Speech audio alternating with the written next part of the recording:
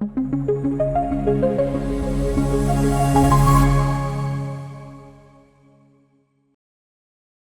sé si leíste la actividad.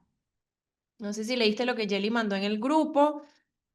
A ver si nos contestas. Porque les encanta aprender, pero no les gusta que yo hable. Pero cuando les mando tarea, bueno, yo no sé cómo van a hacer con el máster. Ah, viste, Jelly, ¿estás viendo? Leyó, pero falló, ¿viste? Qué cosa.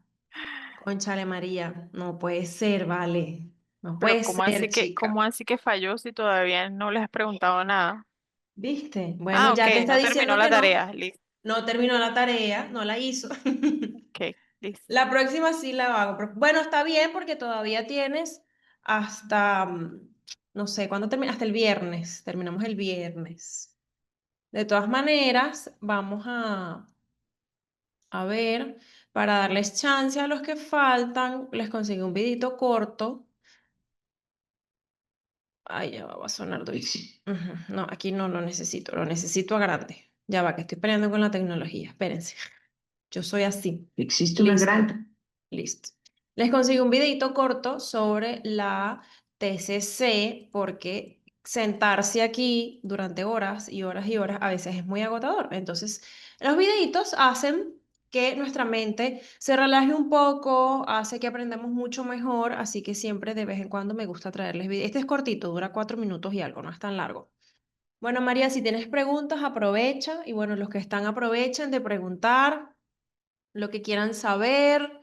Ya me han preguntado varios por el máster, esa información todavía está cocinándose, ¿cierto, Yeli? Todavía la estamos moldeando, pero sí lo vamos a hacer, sí está en plan, sí se va a dictar, solo que bueno, estamos esperando por fechas, estamos esperando muchas cosas, pero tengo entendido que ya está Lo que yo aprobado. les recomiendo es que se queden en los grupos, ¿ok? Que no se vayan a salir solo porque terminó el diplomado, no se vayan a salir, ¿sí? Porque pues por los grupos se hacen las invitaciones, ¿ok? Por los grupos se les va a invitar a cualquier otro diplomado, máster, curso, Existe una taller, lo gran que sea cantidad... que vayamos a hacer, ¿ok? Sí, porque me preguntan y yo, hay cosas que no sé. Yo le digo, miren muchachos, pregúntenme de psicología. Eso sí se los puedo decir. Eso sí se los puedo decir. A ver, voy a transmitir el videíto porque justamente nos da para esperar a las personas que faltan 5 minuticos. Entonces, como el video dura 4 minutos y algo, nos da perfecto. Igual si tienen alguna duda, si les surge alguna duda, la escriben o comentario. Lo escriben y yo los voy leyendo al final del video. Sí. Vamos a compartir acá en grande. Ahí se está cargando. No les debe salir todavía porque se está cargando. Vamos a poner el audio. Ya les sale, ¿verdad? Ajá, voy a quitar acá y voy a poner aquí. Ay, ¿qué hice? Ya va, me comió. Perfecto, ahí va. Existe una gran cantidad de terapias psicológicas. Sin embargo, una de las más conocidas es la terapia cognitivo-conductual. Presten, Hoy hablaremos... presten mucha atención porque en este video yo elegí ponérselos hoy porque hay cosas muy interesantes y puntuales que quiero que escuchen, ¿sí? Y quiero conversar el día de hoy. Así que presten mucha atención. Me voy a ir de la pantalla para que no se distraigan conmigo aquí. de ella. Pero antes, dale like al video y suscríbete a mi canal para ayudarnos a seguir creando contenido como este. Comencemos. Terapia cognitivo-conductual es una orientación terapéutica que cuenta con una eficacia científicamente comprobada. Nace a partir de la fusión de las terapias conductistas y las que se derivan de la psicología cognitiva. En realidad, cuando hablamos de terapia cognitivo-conductual, tendríamos que hablar en plural, ya que son varias las terapias que entran en esta categoría.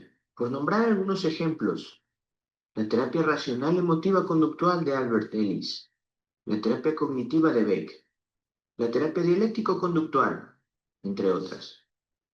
Esta terapia se basa en la creencia de que las distorsiones del pensamiento y las conductas desadaptativas desempeñan un papel en el desarrollo y mantenimiento de los trastornos psicológicos.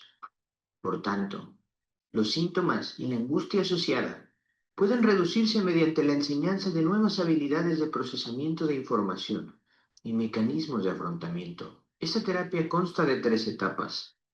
Durante la primera etapa, la evaluación psicológica, nos ocupamos de conocer al paciente y entender los problemas por los que consulta.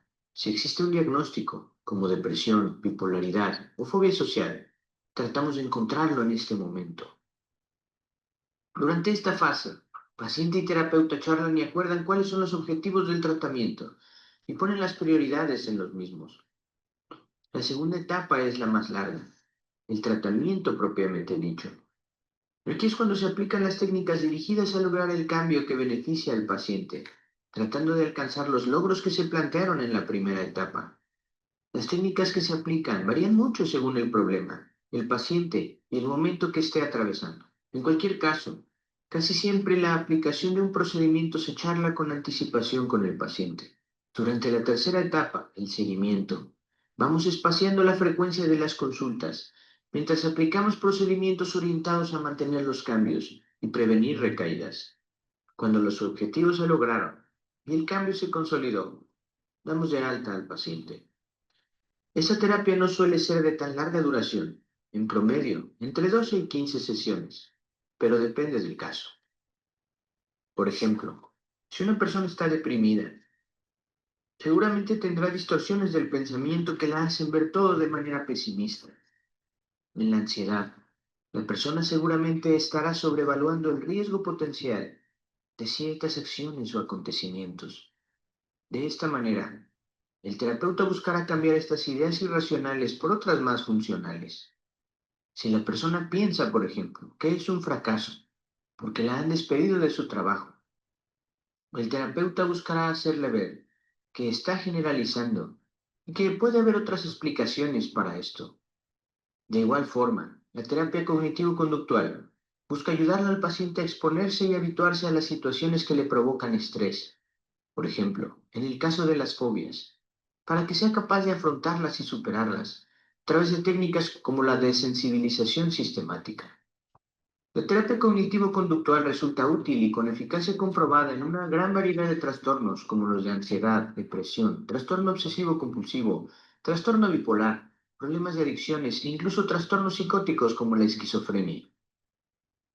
Entre las críticas hacia la terapia cognitivo-conductual se encuentra el hecho de que algunos cuestionan la eficacia real de este tipo de terapia.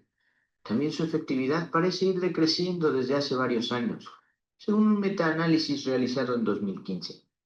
Y las altas tasas de abandono, en comparación con otros tratamientos, pues en unos pacientes la consideran demasiado aburrida y mecánica. ¿Tienes alguna experiencia con este tipo de terapia? Déjala en los comentarios. Y recuerda que si necesitas una terapia psicológica en línea, Corto, pero preciso, en mi opinión. Ahora, voy a conectar acá y ponerla acá. ¿Qué les pareció? ¿Qué les llamó la atención del video que les acabo de mostrar? A ver, si logran ver lo mismo que yo vi cuando decidí mostrárselos el día de hoy. Mientras piensan, voy a ir compartiendo las diapositivas, pero igual vamos a hablar del video primero. Bienvenidos a los que entraron mientras estaba el video. Compartir, presentación. A ver, los leo. ¿Qué creen ustedes? Bueno, si lograron ver el video completo, o lo leo o los escucho, lo que prefieran. ¿Qué les llamó la atención del video? ¿O les pareció un video normal, informativo? ¿Qué les llamó la atención? Hay algo que a mí me llamó la atención cuando lo vi, porque bueno, yo antes de traerles videos a mis alumnos, yo los veo primero a ver si estoy de acuerdo o no. ¿Sí? Me llamó la atención que dice que parece que ha bajado su eficacia. Me encanta, me cae bien, María.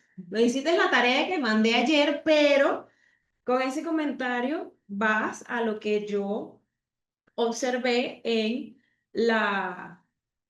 el video, ¿sí? Si nadie más va a comentar algo en el video, bueno, yo prosigo. ¿Qué me llamó la atención? Que sí, evidentemente, según estudios, imagínense, en 2015, hace 10 años aproximadamente, hay estudios que dicen que la TCC pues ha disminuido en su eficacia. ¿Qué pasa?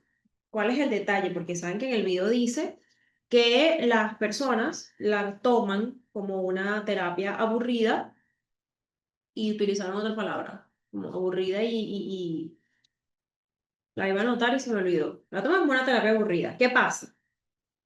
¿Por qué creen ustedes que a los pacientes les puede aburrir, y mecánica exactamente, ¿por qué creen ustedes que a los pacientes les puede ocurrir eso que se aburren con esa terapia? ¿Qué opinan al respecto? ¿Qué creen ustedes? ¿Por qué creen que se puede aburrir? Yo tengo o sea, no, realmente la TCC tú dices, pero ¿por qué la gente se aburre si es una terapia que es rápida? Porque sí, realmente la terapia es una de las más rápidas que existe y está para problemas puntuales, por la influencia de las redes y la necesidad continua de estimulación. Está bien, me gusta su opinión, es muy buena y muy acertada, sí. De hecho, la influencia de las redes hace que la gente también se confunda y se automedique y aparte de que se automedique, se autodiagnostique muchas cosas. Pero una de las cosas que yo percibo más de por qué la gente se aburre de esta terapia es que esta terapia depende del paciente, ¿sí? Esta terapia, si el paciente no hace las actividades, si el paciente no lleva el cuadro de registro, si el paciente no hace las exposiciones graduales, la terapia se vuelve aburrida, la terapia se vuelve lenta. ¿Qué pasa? O mecánica, como lo dice él en el video, que las personas hay personas que no lo hacen, que por más que tú intentes, que por más que tú insistas, las personas no hacen las actividades. Y por más que tú les expliques a estas personas, oye, mira, es que es algo poco a poco, es paso a paso, no lo vas a ver, no vas a ver el resultado en 2 días, no te puedo dar la cura de tu enfermedad solamente diciéndote tómate esto o haz tal cosa, o sea, es un proceso, a pesar de que es corto, es un proceso y es un proceso que depende mucho del paciente, ¿sí? Entonces, cuando el paciente no pone de su parte, pues suceden este tipo de cosas porque puede sentirse tediosa debido a que requiere un gran esfuerzo atencional, puede ser desmotivante si se está deprimido y falta de motivación o compromiso del paciente, o si la relación con el terapeuta no es buena. Eso también, justamente de eso voy a hablar hoy, de la relación con el terapeuta, esa alianza terapéutica, la importancia que tiene, que es grandísima e increíble. La alianza terapeuta es importantísima en todas las terapias, ¿sí? Pero ¿por qué en la TCC es más importante todavía? Porque, de hecho, en la terapia dialéctica conductual, que es parte de la TCC, se habla de que las personas, o sea, los pacientes, quiere decir los estudiantes, los pacientes pueden escribirte cualquier cosa que les surja, pueden mantenerse en contacto contigo fuera de las sesiones, obviamente solo para cosas bastante puntuales, importantes y relevantes en el momento, ¿sí? No para depender de ti, eso también es importante mencionarlo. Pero ¿qué pasa? Que la gente se aburre de la terapia porque no hace las actividades. Miren, yo he tenido muchos pacientes, lamentablemente, que han tenido, por ejemplo, problemas alimenticios, que es lo que más normalmente más se usa TCC, bien sea problemas alimenticios por bulimia, anorexia o por otro tipo de cosas, somatizaciones. Y por más que tú les dices, mira, la solución está aquí, tienes que hacer esto poco a poco, tienes que llevar tu cuadro de registro. Entonces te dicen, no, no, pero yo necesito que tú me digas qué tengo que hacer cuando me viene el pensamiento. Y yo, bueno, el pensamiento, tienes que modificarlo pensando en otra manera, tal y qué sé yo. No, pero es que eso no lo puedo hacer porque me da un ataque de ansiedad cuando pasa la situación. Claro, pero nunca has modificado tu pensamiento, o sea, nunca has trabajado en base a mejorar el pensamiento, a modificar el pensamiento. Entonces, ¿cómo tú pretendes, sí, que vas a modificar tu pensamiento justamente en el momento en el que te ataca toda la situación? Entonces, a veces las personas van a terapia porque quieren algo rápido, ¿sí? Quieren algo ya. Y yo les digo, si el paciente quiere algo ya, tienen que dejar ir a ese paciente porque va a ser un paciente problemático, ¿sí? ¿Por qué un paciente problemático? Porque no entiende que es un proceso. Todos mis pacientes, lo primero que yo les digo es, esto es un proceso mediante el cual, ¿sí? Esto puede ser que te dure 3 meses, puede ser que te dure 2 semanas, puede ser que te dure un año, porque lo primero que te preguntan es cuánto tiempo nos va a llevar. Y eso tú no lo sabes. Nunca jamás digas un tiempo, ¿sí? No digas, ay, la TCC dura entre 12 semanas. No, no, porque ya predispones al paciente a depender del tiempo que tú le estás diciendo. Entonces, esa no es la idea tampoco.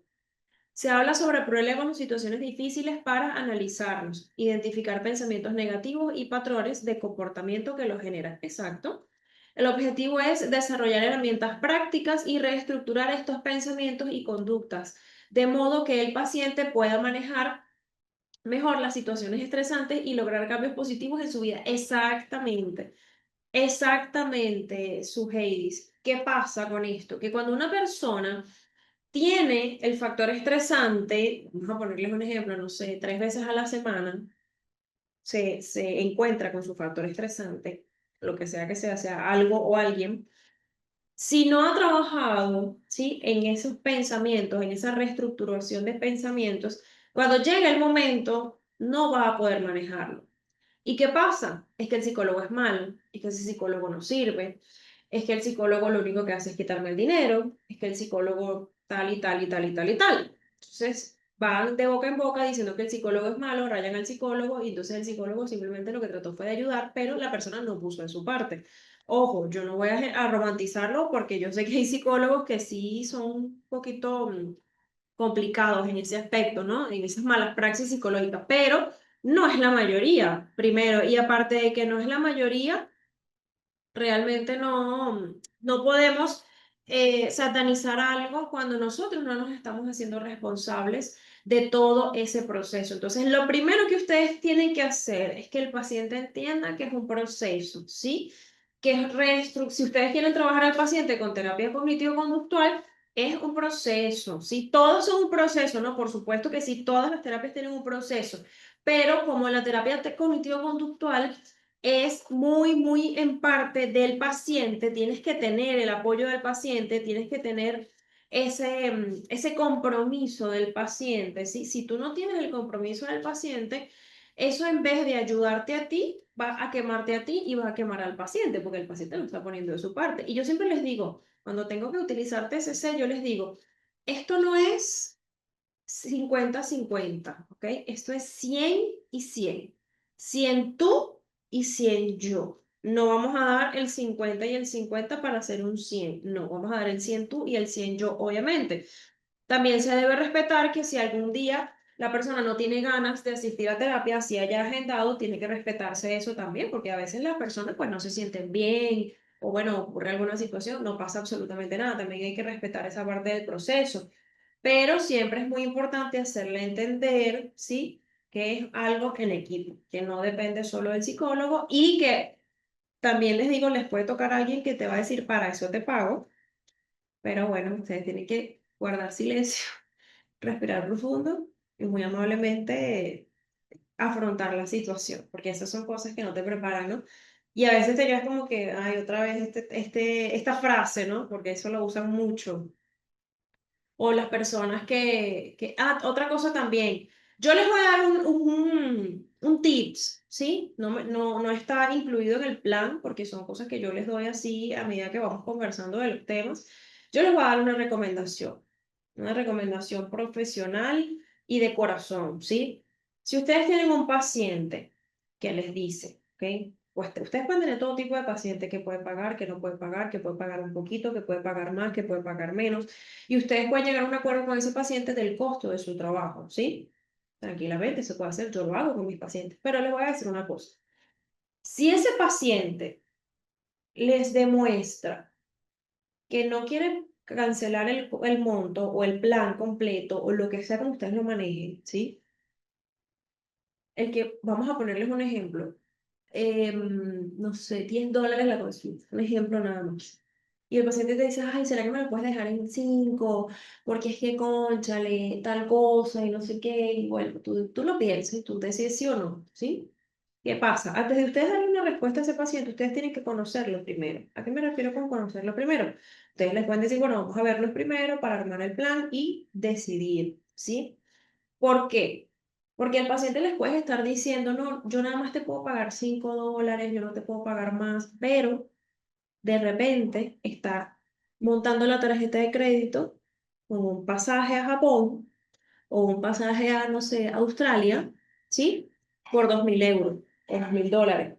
Y no le importa, no le importa, ¿sí? Y cuando tú te das cuenta, tu trabajo, que bueno, tu trabajo es importante, ustedes se esfuerzan, todos nos esforzamos para llegar al día de hoy donde estamos, ¿cierto? ¿Y por qué les digo que tienen que tener cuidado con esos pacientes? Porque son pacientes que no pueden aplicar TCC, no se van a responsabilizar. ¿Por qué? Porque prefieren endeudarse para un viaje que endeudarse para estar bien, ¿sí? Para tratamiento médico, tratamiento psicológico. Entonces, ya saben que ese tipo de personas no la pueden trabajar con TCC. Es una sugerencia que yo les doy.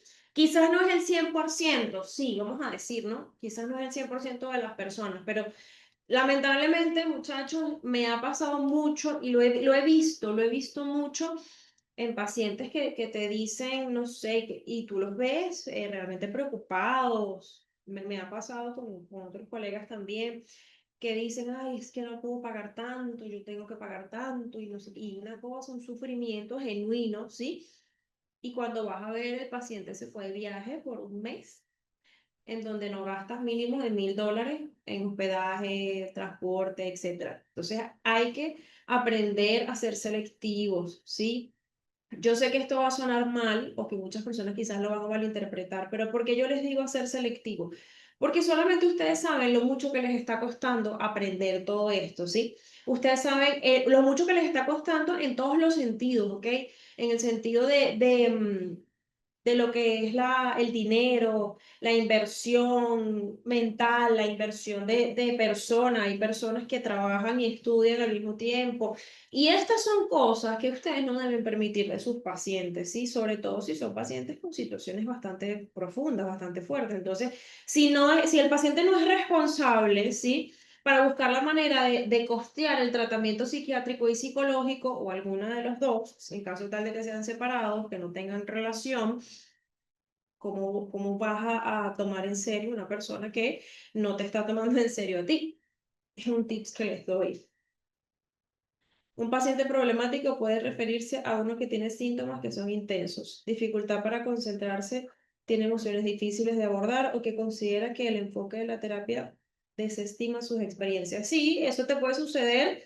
Eso te puede suceder, eso que acabas de decir, Suheidi, te puede suceder con personas con trastornos de personalidad. Normalmente te sucede con personas con trastorno de personalidad. Si una persona es sana, que no tiene ningún tipo de trastorno, no deberías de tener ese tipo de problemas. ¿Qué pasa también? Si tienes un paciente que automáticamente quiere saber de ti, quiere hablar contigo como que si fueras tu amigo o tu amiga, pues tienes que salir de ahí porque no es una amistad, ¿sí? Es un proceso profesional, no somos amigos, tenemos una relación de trabajo, ¿sí? Una relación profesional. Entonces es muy importante hacerle entender a estas personas para que evitar que haya la transferencia, para que no haya una transferencia y las personas no se obsesionen contigo, porque ya me ha pasado también.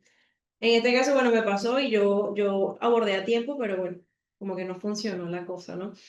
Pero realmente a la orden, Suheidi, gracias a ti por tus aportes bastante buenos el día de hoy, que de hecho no habías visto tu nombre, eres nueva, no había visto tu nombre. Si habías venido, no había leído el nombre, pero creo que es la primera vez que lo leo en este diplomado, porque he dictado muchos. Nueva. Ah, ok, bienvenido, Suheidi. Cualquier cosa, no sé, has visto las clases grabadas, sabes un poco del tema, no sé, eres psicólogo, estudias psicología, no sé, háblame un poco de ti, de dónde nos escribes, para saber. Soy psicopedagoga. Ah, qué bueno, muy, muy bueno que hagas este tipo de cursos y diplomados. Tuve varios psicopedagogos en los diplomados anteriores de psicología clínica y psicología clínica en métodos, instrumentos de evaluación psicológica, tuve muchos psicopedagogos. Muy bueno, me gusta mucho que amplien sus conocimientos. Me imagino que habrás tenido muchos niños problemáticos si trabajas en un colegio. Entonces, es muy importante, a lo que venimos hablando, es muy importante este establecimiento de la alianza terapéutica, ¿sí? Ese factor es importantísimo para el proceso de la terapia de Guayana a San Félix. Ah, eres de Guayana, estás un poquito lejos. Yo estoy en Maracay, estás un poquitico lejos de mí. Sí, muchas situaciones. Sí, de hecho te digo, tengo pacientes que son psicopedagogos. ¿sabes? O que son psicólogos infantiles, que son psicólogos educacionales también, y es fuerte, ¿viste? Es fuerte porque a veces es más difícil trabajar con niños porque depende mucho de los padres, ¿sabes? Y si el papá o la mamá o el representante no pone de su parte, como la TCC, si no ponen de su parte, ahí no va a funcionar. Va a ser muy difícil porque ¿de qué sirve que tú le enseñes al niño algo en la escuela o en el salón de clase específicamente y en la casa pues sea todo lo que les dé la gana al niño? Entonces, básicamente pierde su tiempo. Es muy triste, de verdad, porque uno se dedica mucho a su profesión y es muy triste ver cómo los padres básicamente tiran todo eso por la borda. Y después van y culpan al psicopedagogo o al psicólogo. Increíble. Trabajas en una escuela infantil, primaria y media general. Fuerte. O sea, tienes varias edades ahí. Tienes los que están empezando y los que están terminando. Bastante fuerte. Espero que te vaya bien y cualquier cosita, pues aquí estamos.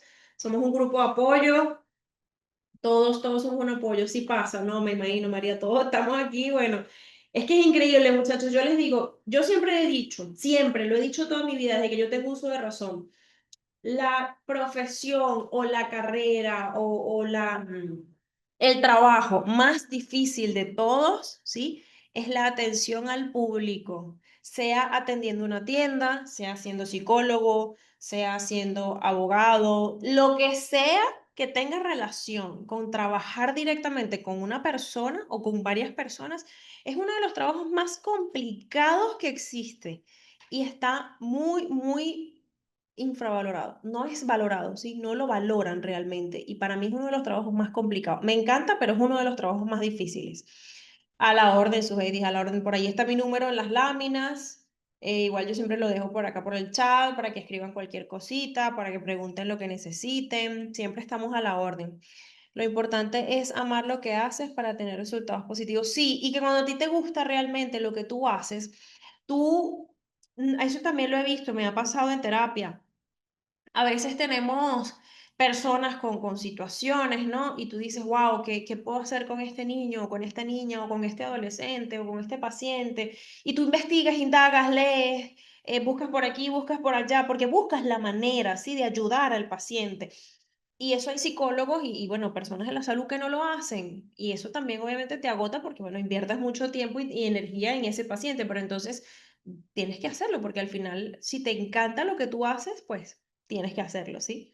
Más que todo si trabajas con niños y hay que tener mucha paciencia, demasiado. Sí, de hecho, trabajar con niños es muy difícil porque tú no le puedes hablar como estoy hablando yo con ustedes, por ejemplo, como ustedes hablan conmigo. Tú a un niño tienes que hablarle en su nivel de entendimiento, no explicarle de más también, como que respetar su nivel de su edad, su inocencia. Entonces, y a veces también me pasó muchas veces y es muy triste, que de hecho por eso es que no me gusta mucho trabajar con niños, lo hago solamente si es estrictamente necesario. Que las personas, o sea, tú no sabes con qué te va a venir ese niño, ¿sí? No tienes ni idea, no sabes lo que te va a llegar, no sabes qué te va a decir y eso es muy duro. Escuchar a un niño que haya pasado por una situación mala es algo muy triste, o a un adolescente también, muy triste. Es algo de verdad que yo admiro mucho a las personas que están en ese campo y que permanecen en ese campo. Demasiado triste. Sí, no, me imagino que sabes a qué me refiero y bueno, las personas que están aquí que trabajan con niños saben a qué me refiero.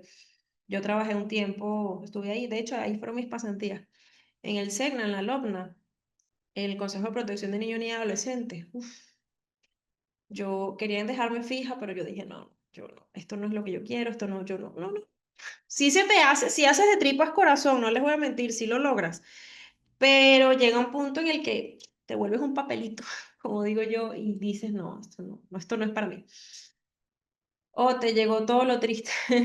Ay, no, es que de verdad, mire muchachos, yo de verdad les digo, cuando tú trabajas con la salud mental, yo de hecho se los he comentado varias veces, tú tienes que estar preparado para todo, ¿sí? Para todo, tienes que estar preparado para lo que sea, porque tú tienes que trabajar tu cara de póker. Si tú tienes cara de póker, mejor no sé, vende pinturas, algo así, porque si no tienes cara de póker, ese paciente se pone, bueno, y con toda razón, por supuesto, con toda razón.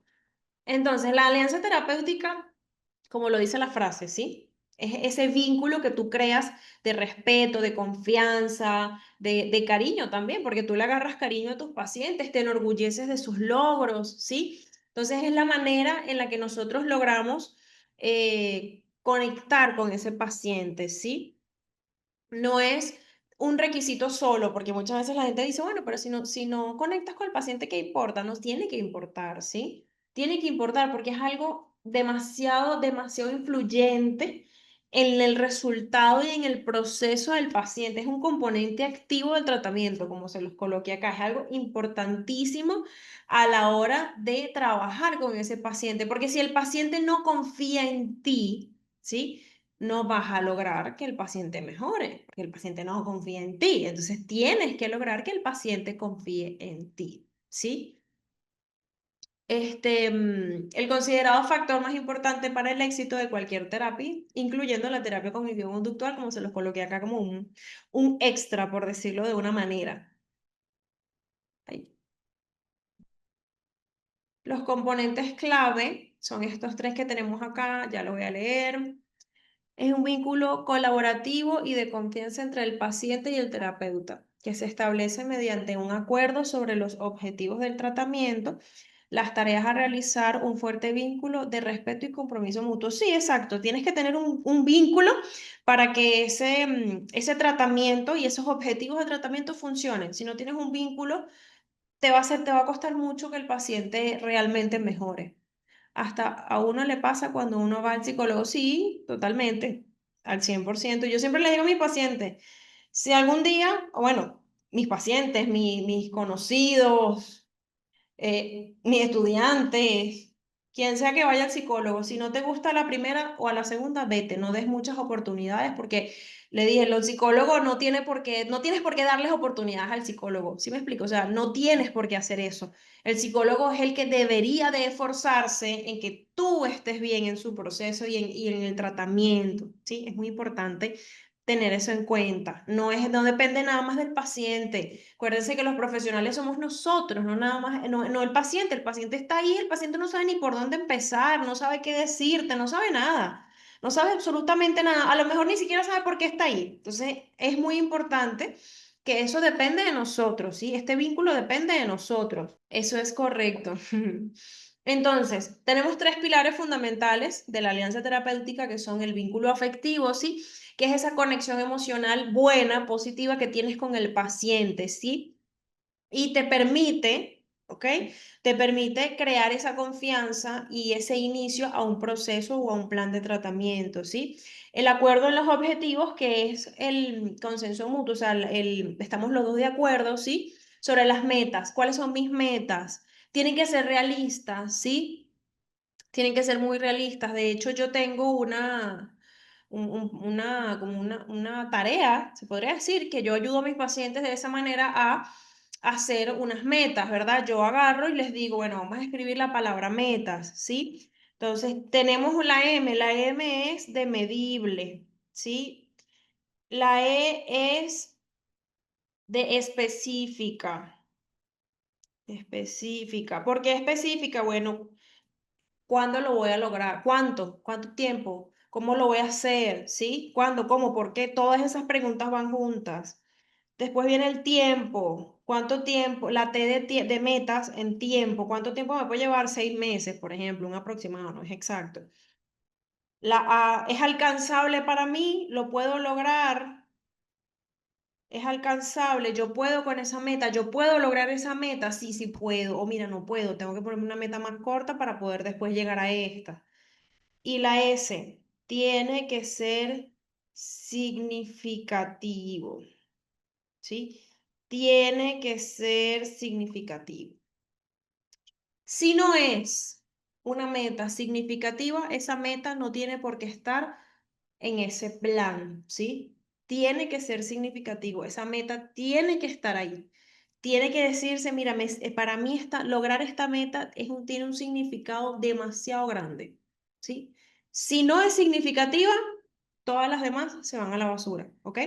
Porque tiene que ser una meta que a ti te importe como paciente. Entonces yo armo con mis pacientes, antes de armar los objetivos, ¿sí? Yo les digo, vamos a hacer una lista de metas y después de que tenemos la lista de metas, ¿ok? Hacemos esto que les acabo de mencionar, ¿sí? Yo lo coloco así, ustedes pueden inventarse otra palabra si quieren, pero yo utilizo la misma palabra metas, ¿ok? y me parece maravilloso y me funciona muchísimo, a la gente le gusta mucho. Y bueno, el acuerdo con las tareas, el compromiso compartido sobre las actividades y los ejercicios que se realizarán para lograr los objetivos. Si yo, por ejemplo, yo le mando al paciente una actividad, mira, te voy a mandar una tarea por correo, ¿sí? Cualquier duda, cualquier pregunta, pues me dices, me mandas un mensaje a la orden, yo te explico, ok, maravilloso. Mandas la tarea, le dices, mira, ya te mandé la tarea por correo. Ese paciente la recibe y te dice, mira, sí, ya recibí la tarea. Magnífico. Después te pregunta, oye, mira, esto no lo entiendo, ¿cómo relleno esto? Maravilloso, perfecto, magnífico, 10 de 10. Pero hay pacientes que tú les dices, te mandé la tarea. Les dices el lunes, te mandé la tarea. Martes, miércoles, jueves, viernes, sábado, domingo, lunes, martes, y no te contestan. Te contestan cuando quieran, cuando les dé la gana, literalmente, así mismo lo digo, cuando quieren, cuando les provoca, te dicen cualquier cosa, ay, ya ves que estaba ocupado, estaba full, estaba aquí, estaba allá, estaba...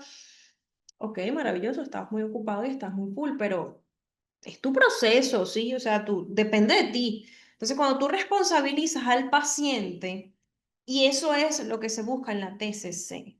En la TCC se busca responsabilizar al paciente. Si ustedes no responsabilizan al paciente y necesitan usar la TCC, van a perder su tiempo y van a perder el tiempo del paciente. ¿Por qué? Porque no le da la gana de hacer lo que le estás diciendo, empezando por ahí. Entonces, realmente te vas a agotar tú y el paciente va a decir que no sirves para nada, pero realmente como él no ve el problema, pues va a decir, va a culpar a otro, ¿no? No va a asumir la consecuencia de su problema. Entonces es muy importante aclarar eso con el paciente. El vínculo afectivo, ¿sí? El vínculo afectivo es la conexión emocional buena, ¿sí? Que tú tienes con ese paciente o que el paciente tiene contigo, en este caso ambas, ¿sí? Creas un espacio seguro en la terapia. Otra cosa que yo nunca sugiero, que de hecho me van a corregir si no lo ven de esa manera, me opinarán, o si lo ven de esa manera, pues me dirán también, ¿no? Pero ¿saben qué veo mucho ahorita en las redes sociales? Y es que me desespera, les voy a ser sinceras. Veo mucha psicología positiva. Yo le digo psicología tóxica o positivismo tóxico. ¿Por qué? Porque nosotros, ustedes vieron, ¿verdad? La película de Intensamente de las emociones, ¿no? Me imagino. Todos vimos esa película como alguna vez en nuestra vida, ¿no? Nosotros vimos esa película y el que no la vio, bueno, el que la vio me va a entender y el que no la vio lo voy a tratar de explicar de una manera que me entienda. Hay una parte de la película siempre es alegre y tal, resuelve el problema, soluciona, no te quedes ahí, magnífico. Pero hay una parte de la película en donde uno de los personajes se siente muy triste y no puede avanzar, ¿sí? Muy triste. Entonces, otro personaje trata de alegrarlo, no, vamos con pensamientos positivos, con ese positivismo tóxico, como digo yo, pero el muñequito estaba triste, se lloró, se desahogó, se sintió mejor y siguió caminando, ¿sí? Entonces, ¿qué pasa? El positivismo tóxico, que ahorita imparten muchas páginas de psicología, muchas, de hecho, muchas que conozco incluso, eso no es sano. ¿Por qué no es sano? Porque tú necesitas, ¿sí? Tú necesitas permitirte sentir, ¿ok? Sentir. De hecho, mis pacientes me dicen, eso es la palabrota, pero vale la pena. Vale cada segundo, cada palabrota, segundo invertido. ¿Por qué? Porque lo que tú no te permites sentir, tú no lo vas a sanar, ¿sí? Por ejemplo, te doblaste el pie, ¿sí? Te doblas el pie. No te duele tanto, sigues caminando, no pasó absolutamente nada. Pero resulta que desde ese día tú seguiste normal, no fuiste al médico, no hiciste absolutamente nada. Fue un esguince grado 1 y no le paraste. Grado 2, no le paraste. Ah, bueno, magnífico, pero tú vas a estar consciente de que toda tu vida vas a tener dolor en ese pie, porque no lo trabajaste, porque no lo mejoraste, porque no te esforzaste para trabajarlo, ¿cierto? ¿Por qué? Porque no sentías el dolor, porque no sentías la molestia y llega un punto en el que te acostumbras a ese dolor. ¿Cuál va a ser el problema? Que cuando un día te dobles el pie de una manera tonta y sea algo muy leve, ahí sí te va a doler. ¿Por qué? Porque ya tenías una lesión anterior que no trataste y ahorita te va a doler más, ¿sí? Así funciona la mente, igualito. Entonces, si nosotros nos guiamos siempre del bendito positivismo tóxico, digo bendito porque es que de verdad es algo que lo tengo, lo veo hasta en la sopa, muchacha, no sé ustedes, pero yo lo veo hasta en la sopa. Entonces es como, no te deprimas, sal a caminar, sal a trotar, ve al gimnasio, ve al no sé qué, ve al tal cosa. ¿Qué pasa? O sale el psicólogo y dice, yo para no deprimirme hago tal cosa, yo para no deprimirme hago tal cosa. Eso hace que el paciente se frustre. ¿Por qué? Porque empiezan a decir, ay, pero mi psicólogo lo hace y yo no puedo, yo soy un fracaso. Empiezan esos pensamientos negativos. ¿Por qué? Porque todo lo que tú ves en redes sociales no siempre es verdad. ¿Sí? Entonces, por eso es que yo siempre digo, no podemos guiarnos del positivismo tóxico. Y cuando yo hablo de un vínculo afectivo, ¿sí? De que el paciente se sienta seguro, yo no hablo de positivismo, por eso es que se los digo, yo hablo de seguridad, hablo de transparencia, tienes que ser transparente con el paciente para que el paciente sea transparente contigo. Y si tú algún día sientes que el paciente no te está diciendo la información completa, tú le dices a ese paciente, oye, mira, aquí me falta información, ¿sabes? Yo necesito que tú seas sincera o sincero porque yo necesito realmente ayudarte y si no me dices la verdad completa, pues no te puedo ayudar. Entonces, a veces necesitamos ser muy directos con nuestros pacientes y no por nada malo, ¿sí? Simplemente es nuestro trabajo. Recordarle al paciente que nosotros trabajamos en base a lo que ellos nos digan. Por eso es que el positivismo tóxico a veces no es la mejor solución. ¿Por qué positivismo tóxico? Bueno, porque díganme usted, ¿acaso ustedes están felices todos los días, todo el día de la vida? Yo no. A veces tengo sueño y no quiero que la gente me hable, por ejemplo. Entonces es importante entender que hay etapas, hay emociones, hay que permitir. No, viste, María, yo sabía que tú me ibas a apoyar, ¿vale? Es que es así, o sea, las personas no entienden. Dígame, no sé, ponen, no, que salí a trotar 45 kilómetros, es el mejor día de mi vida. Y tú como que magnífico, excelente, me alegro mucho por ti, pero no puede ser posible que tú todos los días estés feliz. ¿Por qué? Porque entonces no es porque yo diga es que ser feliz es malo, no, no, sino que tú tienes que, o estás muy feliz siempre, que bueno, ajá, o tienes que ser neutral, ¿sí? Normal, sanito. ¿Por qué? Porque también hay personas que me han tocado que son extremadamente felices, felices, felices, lo mejor de la vida, y cuando vas a ver, tienen una vida de porquería. Entonces su felicidad no es real. Su felicidad es para fingir ante los demás, hasta que esa depresión los hunde por completo. Y bueno, ahí es donde vamos a ver que el positivismo tóxico no funciona. Eso es como la pareja que te dice que nunca está en desacuerdo. Sospechosa. Creo que de lo mejor que acabas de escribir es sospechoso con la cabecita así, con el emoji así. Es verdad, nunca, el problema no es estar en desacuerdo, el problema es cuando la gente, para evitar discusiones, dice, ay, sí, ya, lo que tú quieras, ya, ya, no, no, ajá, sí, sí, sí, porque la gente se cansa, pues la gente se cansa, la gente se fastidia, pero de nunca estar en desacuerdo, mira, tienes que ser una persona extremadamente antiparabólica en la vida para tú nunca estar en desacuerdo, literalmente, nunca estar en desacuerdo. Entonces es muy importante que crear el vínculo afectivo de una manera sana y de una manera transparente, ¿sí? Como este vaso de Navidad, que no lo suelto el año completo. Es de Navidad, pero yo no lo suelto el año completo. Tiene que ser transparente el vínculo. Si el vínculo afectivo y todo el proceso no es transparente, no vas a hacer absolutamente nada bueno ahí. El terapeuta debe ser empático, ¿sí? Tiene que ser una empatía genuina. No es que el paciente te va a decir, por ejemplo, es que yo lo amo, es que yo lo adoro, es que yo no puedo vivir sin él. Y tú con cara de, ¿y qué quieres que yo haga? ¿Para qué vienes conmigo? Entonces ve y cásate con él, no vengas conmigo.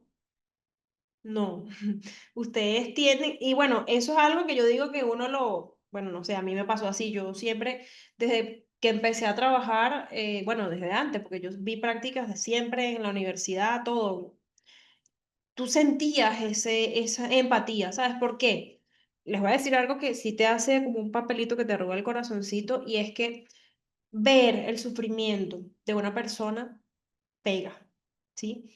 escuchar el llanto, ver el llanto, el dolor, ¿sí? El dolor de su expresión es algo que tú dices, wow. O sea, qué sufre, qué etapas, qué horrible se debe sentir esta persona, ¿sí? Y no es lo mismo decirle al paciente, por ejemplo, les voy a poner un ejemplo, lo voy a leer de hecho, porque es un mensaje que le mandé a una paciente. Lo voy a leer parafraseado para no leerlo textualmente, ¿no? Una paciente que se sentía muy mal, porque bueno, tenía que formar rutinas, tenía muchas cosas, ¿no? En su día a día, ¿no?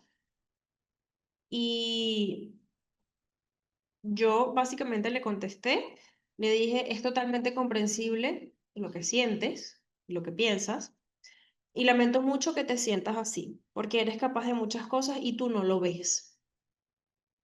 Ya verás que vamos a lograr juntas que te veas como lo que realmente eres y no como tu mente te hace creer que te ves. No será fácil, pero pasará y te darás cuenta que habrá valido cada segundo invertido. Te abrazo grande. Un mensaje en donde no le dije nada comprometedor, ¿sí? No le dije te quiero, te adoro, te extraño, no, porque tampoco podemos ser así, ¿no? Te abrazo grande, ¿por qué? Porque es una manera de decir no estás solo, ¿sí? O no estás sola, estoy aquí, ¿ok? Entiendo que te sientes mal, entiendo que te sientes triste y lamento en serio que te sientas triste, no me gusta que estés triste, o sea, es mal, es chimbo que estés triste, ¿sí? Que te afecte de esta manera. Pero a pesar de todo, o sea, estoy validando como te estás sintiendo y estas son cosas que, bueno, yo por lo menos leo los mensajes y lo escribo de una. O sea, no es que, ay, voy a validar cómo se siente la... No, no, no, yo lo voy escribiendo de una porque, bueno, ya eso es algo que yo digo que en algún momento nos empieza a salir natural. O bueno, también depende de la personalidad que tú tengas, ¿no? Pero llega un punto en el que tú dices, bueno, validas a la persona. Fíjense acá, yo validé a la persona, ¿sí? Le hice ver, o sea, validé su emoción negativa en el momento.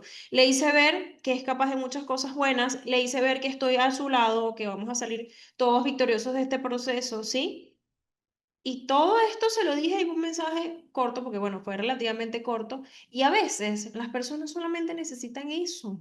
Solamente necesitan ese mensaje. Miren, ustedes le mandan ese mensaje a un paciente y el paciente les puede decir, me siento mucho mejor, gracias. Y son solamente 3 líneas. Y saben que no es nada más lo que tú le dices al paciente, sino la relación que tú tienes con ese paciente. No es lo mismo que se lo digas tú a que se lo diga otra persona ajena al paciente, ¿sí? Entonces son cosas que son relevantes y son importantes a la hora de ese vínculo que tú formas, ¿sí? De esa autenticidad y aceptación incondicional, ¿ok? Que fortalecen ese vínculo que nosotros tenemos con el paciente y que el paciente tiene con nosotros. Recuerden que con los objetivos es igual, ¿sí? Si el vínculo afectivo no se forma, ¿ok? Si esto no se forma, el acuerdo de objetivos no se va a formar, ¿sí? No vas a tener acuerdos de objetivos claros, realistas, que sean mutuamente aceptados por ambas partes, ¿sí? Entonces, si esto no lo vas creando poco a poco, te va a ser muy difícil que el paciente confíe en ti, ¿sí? Entonces deben ser específicos, se deben poder medir, como lo coloco acá, los objetivos deben ser específicos, medibles y alcanzables dentro del marco temporal de la terapia, ¿sí? El consenso sobre las metas terapéuticas aumenta el compromiso y la motivación del paciente. Entonces es muy importante comprometer al paciente, ¿sí? Con el proceso completo, no nada más con esa sesión del día, no nada más empoderarlo el día y ya, no, comprometer al paciente, que el paciente entienda que si no va a terapia y que si no hace las actividades, tú no puedes hacer nada por él, ¿sí? Buenas noches. Perdonen, lo que pasa es que la profe me imagino que tuvo un problema con la luz y se salió, pero ya se va a volver a conectar, ¿ok? O con el internet, algo le pasó, pero ya va a volver a conectarse. Volví, perdón, se había caído el wifi y la conecté directo al internet. Me disculpan, fallas técnicas. Entonces, cuando pase esto, que yo me vaya de repente, ustedes aguardan unos minutitos y yo vuelvo a ingresar, ¿sí? No se vayan a salir. Eso pasa a veces con la luz, a veces con el internet, pero yo siempre vuelvo, así que no se preocupen. Solo que, bueno, a veces me demoro un poquito porque el internet a veces tarda, o bueno, si se va la luz, pues tengo que buscar las cosas para poder volver a ingresar, pero no se preocupen que eso siempre vuelvo, siempre estoy de regreso. Entonces, es muy importante, ¿sí? que hayan acuerdos en los objetivos. Aparte de los acuerdos en los objetivos, tienen que haber acuerdos en las tareas, ¿sí? En la terapia cognitivo-conductual, o sea, funciona, ¿sí? Con trabajos activos, tanto dentro de la sesión como fuera de la sesión. El paciente y el terapeuta deben estar de acuerdo con las tareas y las actividades que se van a llevar a cabo con ese proceso terapéutico. Yo, cuando a un paciente mío le envío una actividad, si yo le digo, mira, esta es la actividad, ¿ok? ¿Qué te parece? ¿Estás de acuerdo? ¿Te parece bien? ¿Te gusta? ¿Te llama la atención? ¿Te sientes cómodo? ¿Te sientes cómoda? ¿Tienes alguna pregunta? ¿Quieres que le modifiquemos algo? ¿Sí? ¿Por qué? Porque si el paciente no se siente cómodo con esa actividad, pues no te la va a hacer, empezando por ahí. Entonces, por lo menos lo que más les cuesta a las personas son esos cuadros de autorregistro. Uy, eso cuesta a la gente, uy, qué cosa, cuesta demasiado, ¿sí? Esos autorregistros de pensamientos, de emociones. La exposición gradual es muy importante en muchos de los procesos de la TCC. ¿Por qué? Porque, bueno, hay procesos que no pueden, no puedes o no sirven de nada, ¿sí? Con la exposición gradual, pero hay muchos que funcionan muchísimo, ¿sí? Son muy buenos a la hora del proceso, ¿sí? La reestructuración de pensamientos negativos va de la mano con los autorregistros de pensamiento y emociones, ¿sí? No puedes reestructurar un pensamiento que no anotas, que no registras, por decirlo de una manera, ¿sí? La práctica de nuevas habilidades en casa. ¿De qué sirve que aprendas técnicas, aprendas cosas con el terapeuta si no las aplicas, ¿sí? Si no aplicas esas técnicas y esas pruebas? Entonces, es realmente importante que el paciente aplique esas estrategias aprendidas, ¿sí? La importancia de la TCC, bueno, vamos a hablar de la importancia primero. Cuando nosotros hablamos de TCC, sí, hablamos de que, vamos a déjame ver si les puedo mostrar algo acá. Si no, bueno, se los envío. Es que yo consigo muchas cosas interesantes en mis clases y me encanta compartírselas porque es muy interesante. A ver, bueno, ni modo. Después veré. Entonces fomenta la adherencia, ¿sí? El paciente confía en el terapeuta. Entonces, si confía en el terapeuta, es mucho más probable de que sigas las recomendaciones, de que completes las actividades, ¿sí? Es que el paciente confíe en esa persona que está del otro lado, ¿sí?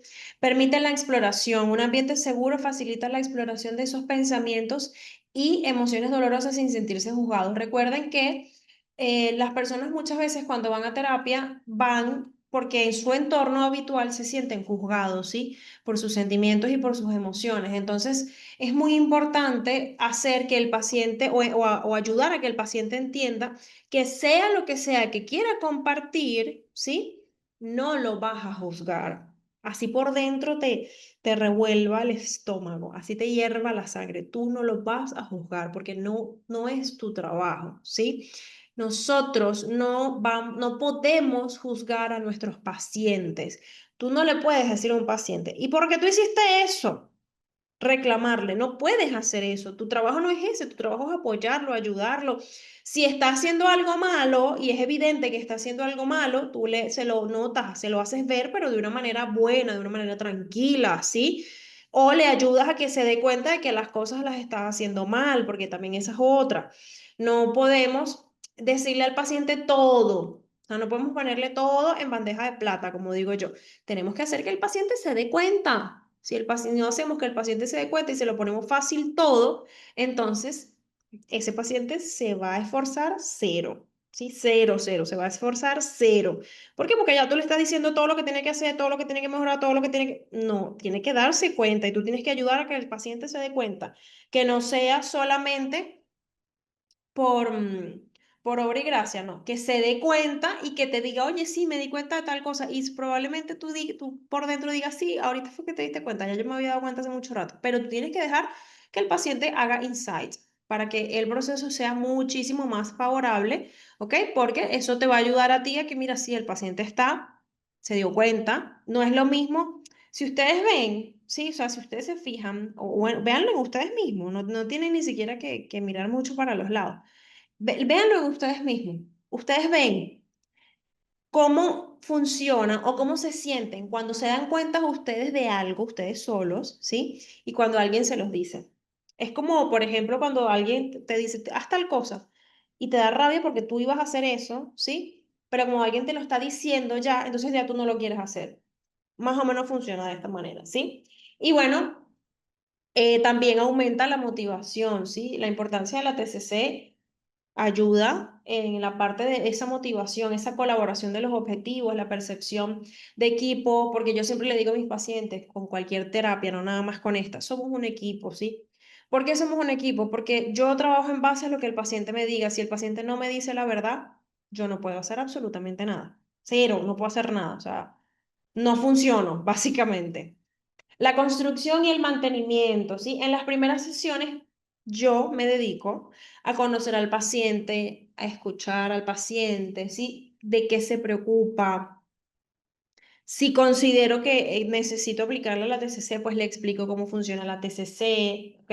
¿Qué pasa también? No necesariamente tú tienes que decirle al paciente qué terapia vas a utilizar. ¿Por qué? Tienes que identificar a ese paciente, ¿sí? Si tú le dices al paciente cuál terapia vas a utilizar, por ejemplo, antes de analizarlo, antes de conocerlo, antes de evaluar, el paciente lo primero que va a hacer es buscar en línea, va a buscar en ChatGPT, va a buscar cualquier inteligencia artificial y le va a salir información que a lo mejor ni siquiera va a entender y bueno, va a ser un caos total. Como yo siempre he dicho, hay pacientes que te llegan y te dicen, yo quiero esta terapia, porque yo la leí y eso funciona conmigo. Cuando le dicen, ah, sí, dale, pues, bueno, te tengo que mandar actividades para tu casa, ¿qué? No, no, pero eso no fue lo que yo leí. Entonces, ajá, acuérdese que el psicólogo son ustedes, el terapeuta son ustedes, no ellos. Ustedes son los que mandan, ustedes son los que tienen que tener esa voz de mando, ¿sí? A lo largo del tratamiento necesitamos la retroalimentación, ¿sí? Sobre ese progreso que ha tenido el paciente, esa comodidad con el ritmo, si le gustan las tareas, si se siente cómodo con las tareas, ¿ok? Es importante nutrir esa retroalimentación. Necesitamos evaluar al paciente de manera continua. Si hay test que le aplicaste al principio, repetírselos en algún proceso, en algún momento del proceso, para ver cómo va evolucionando, ¿sí? Eso es indispensable. Eso es algo que yo digo, bueno, yo creo que más de todo lo que nosotros hacemos dentro de las terapias, yo creo que eso es lo más importante, es lo más indispensable en mi opinión, porque eso es lo que también va a ayudar al paciente a darse cuenta de las mejoras que ha hecho, ¿sí? El manejo de conflictos, abordará abiertamente los desacuerdos o momentos de desconfianza, demostrando que la relación es resiliente. Muchas veces puede suceder, ¿sí? Que tengas un paciente que tenga como que un desacuerdo, como lo dice acá, un desacuerdo, un momento como que ya vaya, algo que no me cuadra, no estoy de acuerdo con lo que dijo mi psicóloga, entonces yo ya no voy a ir más. No, simplemente, oye, mira, no estoy de acuerdo con lo que tú me dijiste la semana pasada, porque tal, tal, tal, tal, tal. Listo. Cero tabús, no podemos tener tabús, no podemos tener ese pensamiento, es suposiciones, tampoco podemos suponer. Tenemos que enseñarle al paciente de que si tiene alguna duda al respecto, nos pregunte, ¿sí? Nos pregunte, nos informe, converse con nosotros. Entonces, esas son cosas que son muy importantes y son muy indispensables en todo el proceso, ¿sí? Si el paciente deja de confiar en ti como terapeuta, entonces su proceso se va a cortar y probablemente se vaya, busque otro psicólogo. Entonces, para evitar eso, tenemos que hacerle entender al paciente, mira, esto, o sea, primero somos adultos, empezando si tratas a un adulto con TCC, obviamente, somos adultos, hablando nos entendemos, como digo yo, o bueno, se supone que deberíamos entendernos hablando. Pero es muy importante el manejo de los conflictos, eso es indispensable. De hecho, muchas veces hay pacientes que se alejan, ¿sí? Por no saber manejar el conflicto. O hay psicólogos que alejan a los pacientes porque no les gusta que te reclamen algo importante. Una vez me sucedió hace mucho tiempo, una paciente me confrontó, sí, bruscamente. Claro, su personalidad es así, es bastante agresiva, no agresiva en la palabra de agresión física ni verbal, sino que ella es muy imponente. Ella cree, bueno, creía, no sé nada de ella ahorita, ya yo le di de alta, ya está, avanzó mucho, muy bien, perfecta en su problema específico por el que llegó a consulta, pero era una persona que era muy, le gustaba que le tuvieran miedo, ¿sí? Le gustaba intimidar a la gente. Entonces, imagínense, la peor persona que tú puedes intimidar es un psicólogo, empezando por ahí. Si realmente eres un psicólogo y te trabajaste y te estás preparado para cualquier cosa, tú sientas a ese paciente, para no decir la palabrota de, y casi que el paciente se pone a llorar. ¿Por qué? Porque muchas veces las personas son así porque es su máscara. Entonces, cuando tú los afrontas de la misma manera, o al contrario, de la manera más tranquila, pues ellos se quedan como que ya va, ¿qué pasó aquí? Y se desestructuran por completo. Eso también puede suceder. Entonces, tú tienes que estar preparado para todo. Tú tienes que acordarte. Tú eres humano, sí, igual que tu paciente, por supuesto que sí. Pero tú no puedes permitir que el paciente te pase por encima. Tú tienes que poner reglas, tú tienes que poner límites y tienes que hacer que esas reglas y esos límites se cumplan, ¿sí? Si no haces eso, esta alianza, todo este proceso de alianza terapéutica no va a servir. No va a servir en lo absoluto. ¿Por qué? Porque entonces, ¿dónde está la transparencia? ¿Dónde está en la conversación, la confianza, el respeto? ¿Dónde está el respeto? Tú tienes que hacer que el paciente te respete y punto y se acabó. La última palabra la tienes tú, ¿ok? Porque hay pacientes que te confrontan, hay pacientes que piensan que tú estás ahí y que porque te están pagando pueden hacer lo que quieran contigo. No, aquí no es. Aquí no es, como decían las mamás de antes. Cuando tengas tu casa harás lo que tú quieras. Bueno, cuando seas psicólogo haces lo que tú quieras, pero aquí no. Entonces, esas son cosas importantes, muchachos. Yo sé que a lo mejor les parece como que palabrería, pero créanme que cuando les toque se van a acordar de mí. Si no es que ya le tocó, no sé, alguno, qué experiencia ha tenido, también pueden compartir sus experiencias. Si hay una otra persona nueva aparte de su Heidi, si hay otra persona nueva, pueden compartir sus experiencias. Aquí hablamos de todo. Aquí no nos cohibimos de nada. Esto es en confianza al 100%. Entonces, la conclusión, ¿sí? De esta alianza terapéutica es el cimiento fundamental sobre la que tú construyes, ¿sí? Todas las intervenciones basadas en la terapia cognitivo-conductual, ¿sí? Otro importante. Si yo le digo a mi paciente, te voy a mandar esta tarea, te voy a mandar este ejemplo, te voy a mandar este video, te voy a mandar esta actividad. Tienen que cumplirlo. Así sea que ustedes pongan una alarma en su teléfono, ¿sí?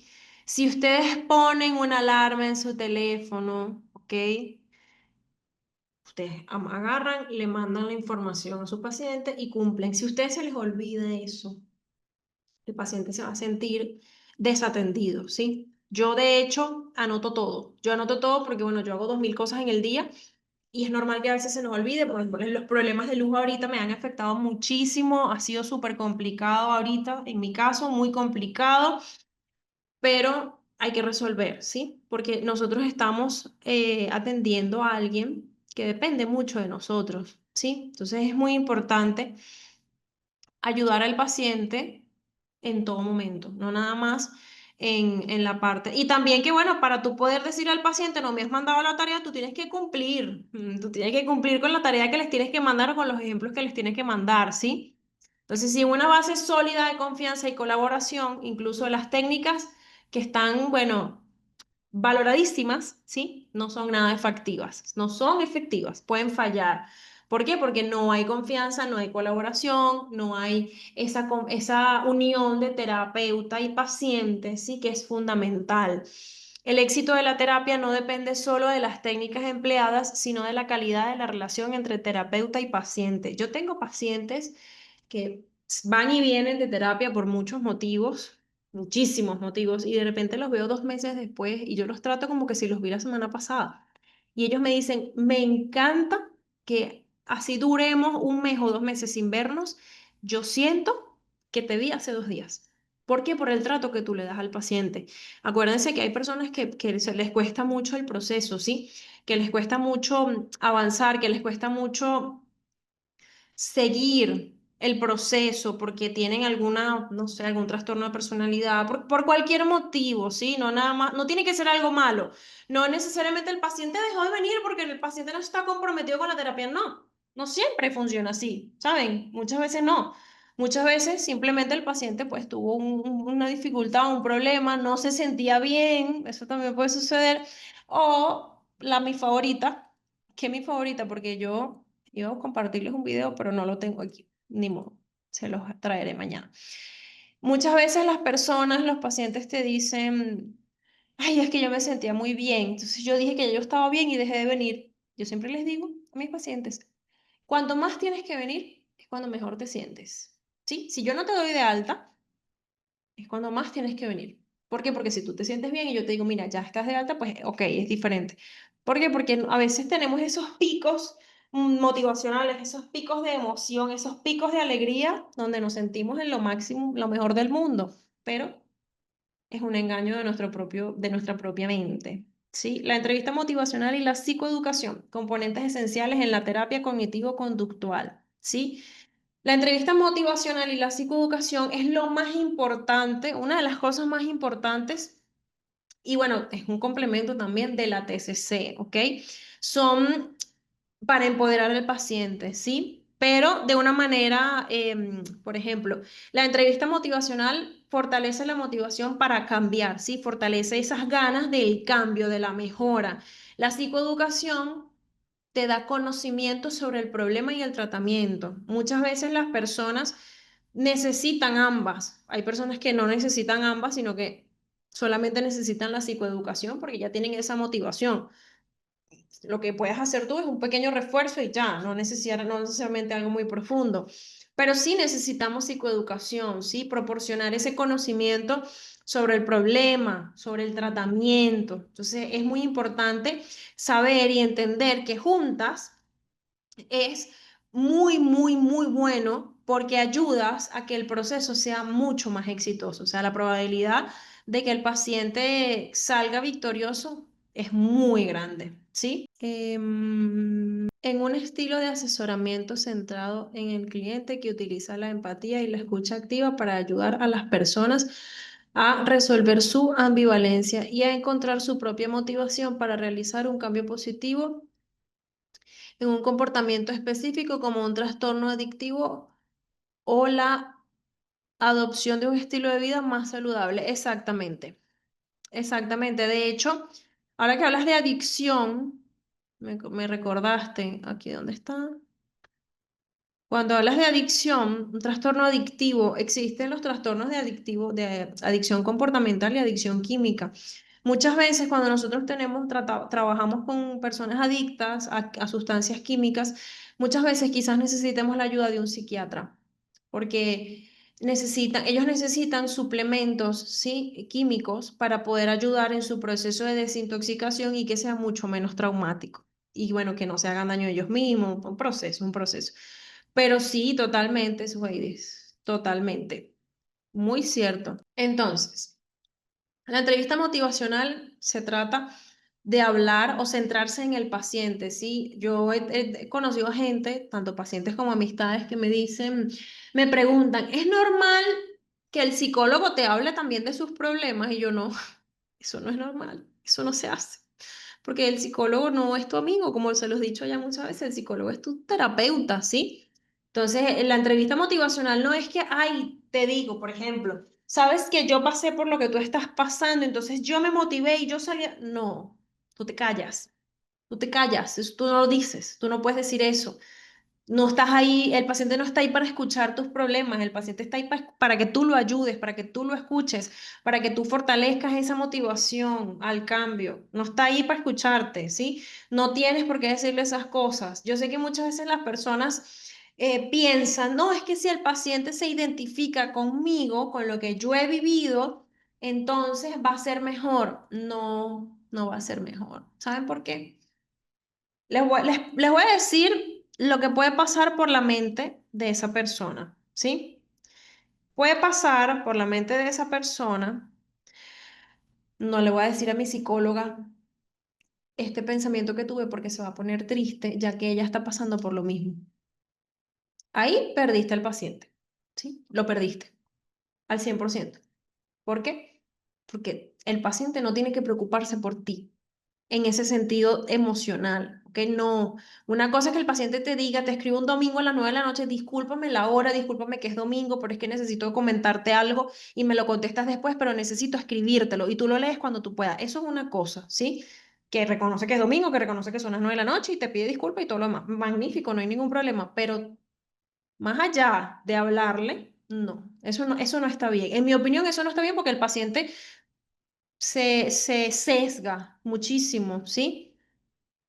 ¿Qué preguntas hacer en una entrevista motivacional? Realmente no se trata tanto de preguntas como tal, sino, em, de todas maneras, aquí más adelante se los detallo un poco más, ¿no? Pero es como es más una conversación, ¿sí? Es más una conversación porque como es algo que utilizas al principio de la terapia, ¿sí? Entonces es como más conversar con el paciente, ¿sí? Que hablarle y decirle el motivo o el objetivo de este proceso no es obligarte o forzar el cambio, sino ayudarte a encontrar esas razones que tú necesitas para poder hacerlo.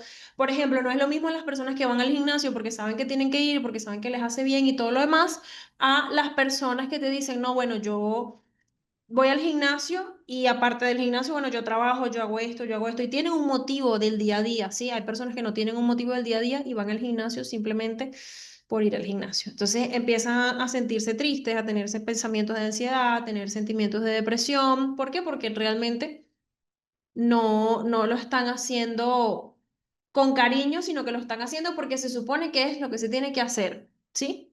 Entonces realmente preguntas como tal, no, pero acá tengo unos puntos que pueden seguir, ¿sí? Por ejemplo, la empatía y la aceptación, escuchar al paciente sin juzgarlo, ¿sí? Crear ese ambiente de confianza, ayudarlo a identificar esas discrepancias, ayudar al paciente a reconocer el problema o esa brecha, como lo dice acá, entre los valores y el comportamiento que tiene actualmente, porque hay pacientes que te dicen, yo no soy así. Yo no sé por qué yo estoy haciendo esto si yo no soy de esta manera, no sé qué me pasa. Esto sucede también. Entonces, para eso ayuda esa identificación de esos pensamientos y de esos pensamientos a la orden. Sujeto, igual, vamos a seguir aprendiendo. Pregunta lo que tú quieras, aprovechando que es la primera vez que entras, pregunta. No sé si has visto las clases grabadas, pero si no, bueno, no pasa nada. Aquí preguntamos, conversamos de todo un poco y cuando las veas y tengas alguna duda, pues me haces saber sin ningún problema. Por ahí andan rodando mi número siempre. El apoyo a la autoeficacia, ¿sí? Fomentar la confianza del paciente en su propia capacidad para cambiar. El ayudar al paciente, ¿sí? A que confíe en esa capacidad de cambio. Hay personas que te van a decir, es que yo no puedo, es que yo no puedo, es que yo no puedo y yo no puedo. Y se van a quedar en esa frase negativa. Tú tienes que ayudar al paciente, ¿sí? A que vea esa capacidad, a que ayudarlo a ver que realmente puede hacerlo, ¿sí? Sí, las clases grabadas me han ayudado. Ah, qué bueno. Bueno, igual, si puedes, vamos a tener hasta el viernes clases en vivo. Así que, y después empezamos con el máster, creo, más adelante.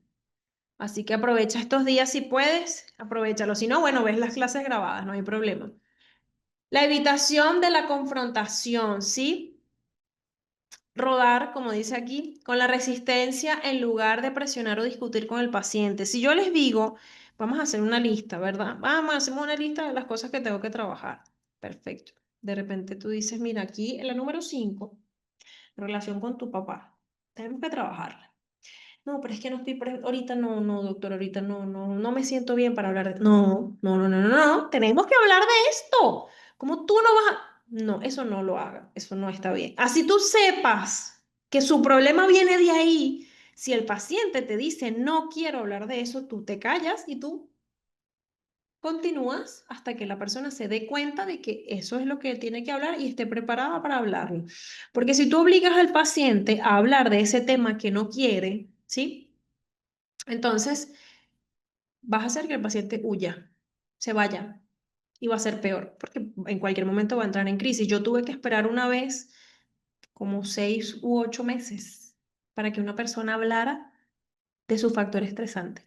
Imagínense ustedes, tuve que preparar su mente, ¿sí? Preparar su mente durante 6 meses aproximadamente para poder hablar de su factor estresante. Cuando logramos hablar de su problema y de su factor estresante, en cuestión de 3 meses aproximadamente, más o menos, citas intersemanales, la persona mejoró muchísimo y bueno, ese problema le afectaba cosas hasta físicamente, tanto emocional como físicamente. Entonces imagínense ustedes forzarlo. Si yo la fuese forzado, uff, eso no, nunca fuese salido esa información, estoy 100% segura de ello. Tuviera todavía la persona sufriendo por ese tema. A mí me tocó preparar la mente a una adolescente abusada. Esa es una de las más difíciles porque normalmente los abusos vienen de las personas cercanas, las personas de las que no deben confiar. Y aunque yo les voy a decir una cosa, hay gente que se pasa, hay gente que se pasa.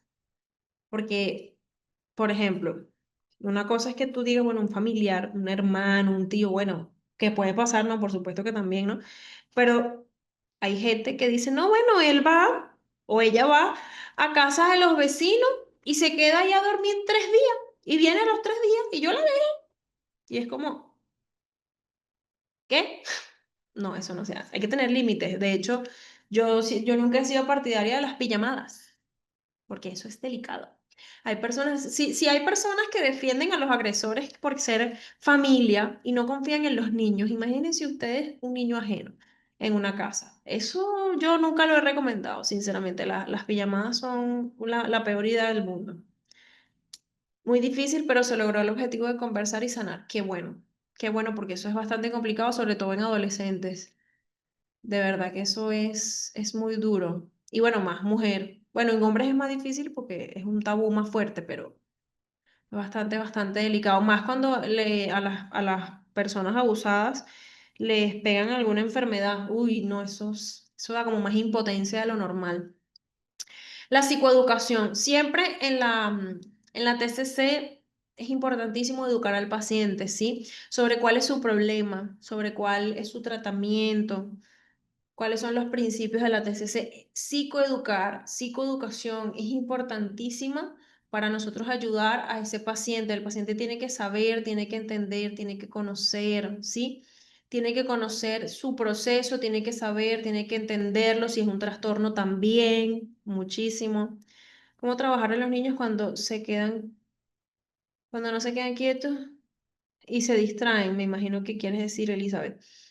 Primero tienes que descartar si tiene algún componente de sobreestimulación o si tiene algún TDAH o algo así, porque muchas veces la gente se queja de que los niños no se quedan quietos, pero es que son niños. O sea, son niños. Un niño no se queda quieto.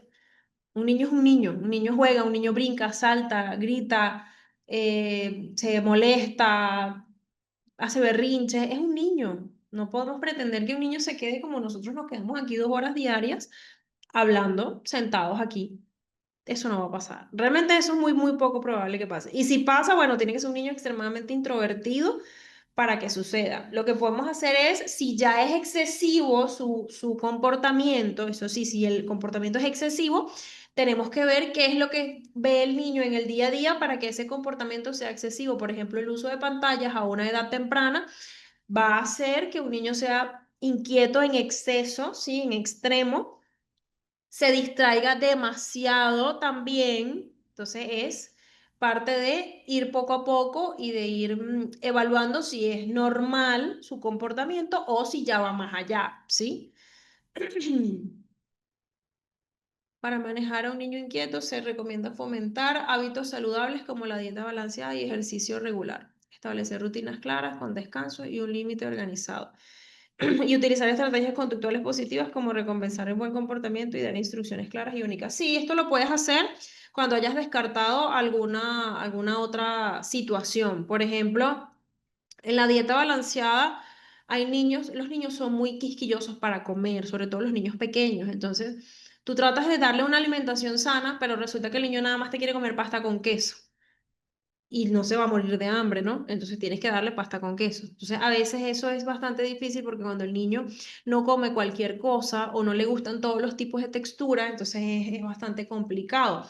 Y bueno, por supuesto, si los padres ponen de acuerdo, porque todo esto que acaba de decir su Heidi, que es muy acertado, depende de los padres. Todo esto depende de los padres, ¿sí? ¿Por qué? Porque si tú le das a los padres esto que acaba de escribir su Heidi, ¿ok?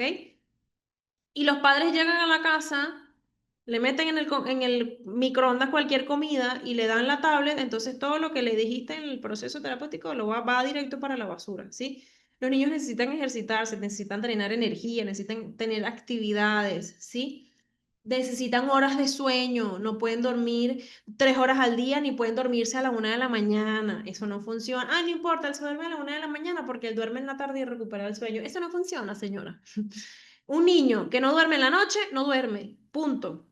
Dormir en la tarde, sustituyendo el sueño de la noche, es un trastorno del sueño. Sustituyendo el sueño de la noche. No digo que tomar una siesta esté mal, sino que si es un niño que, por ejemplo, llega a la casa a las 2 de la tarde o a la 1 de la tarde, por ejemplo, come y se acuesta a dormir, por ejemplo, bueno, se para a las 7 de la noche.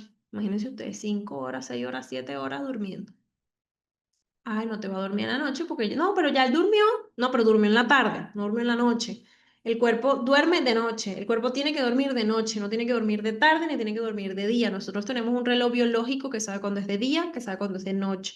No porque no veamos la hora en nuestro teléfono, nuestro cuerpo no sabe que es de día o que es de noche. Por ejemplo, el ejemplo que les puedo dar, cuando tú te duermes o te acuestas, ¿no? Y dices, mañana me tengo que parar a las 5, mañana me tengo que parar a las 5 o me tengo que parar a las 6, a cualquier hora, me tengo que parar a tal hora, a tal hora, a tal hora, a tal hora.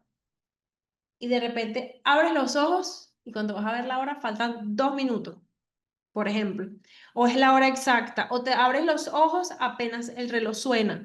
Nuestro reloj biológico, ¿sí? Nuestro cuerpo tiene un reloj biológico, entonces antes de aplicar cualquier técnica, debemos primero conocer por qué ese niño se distrae, por qué ese niño es inquieto, ¿sí?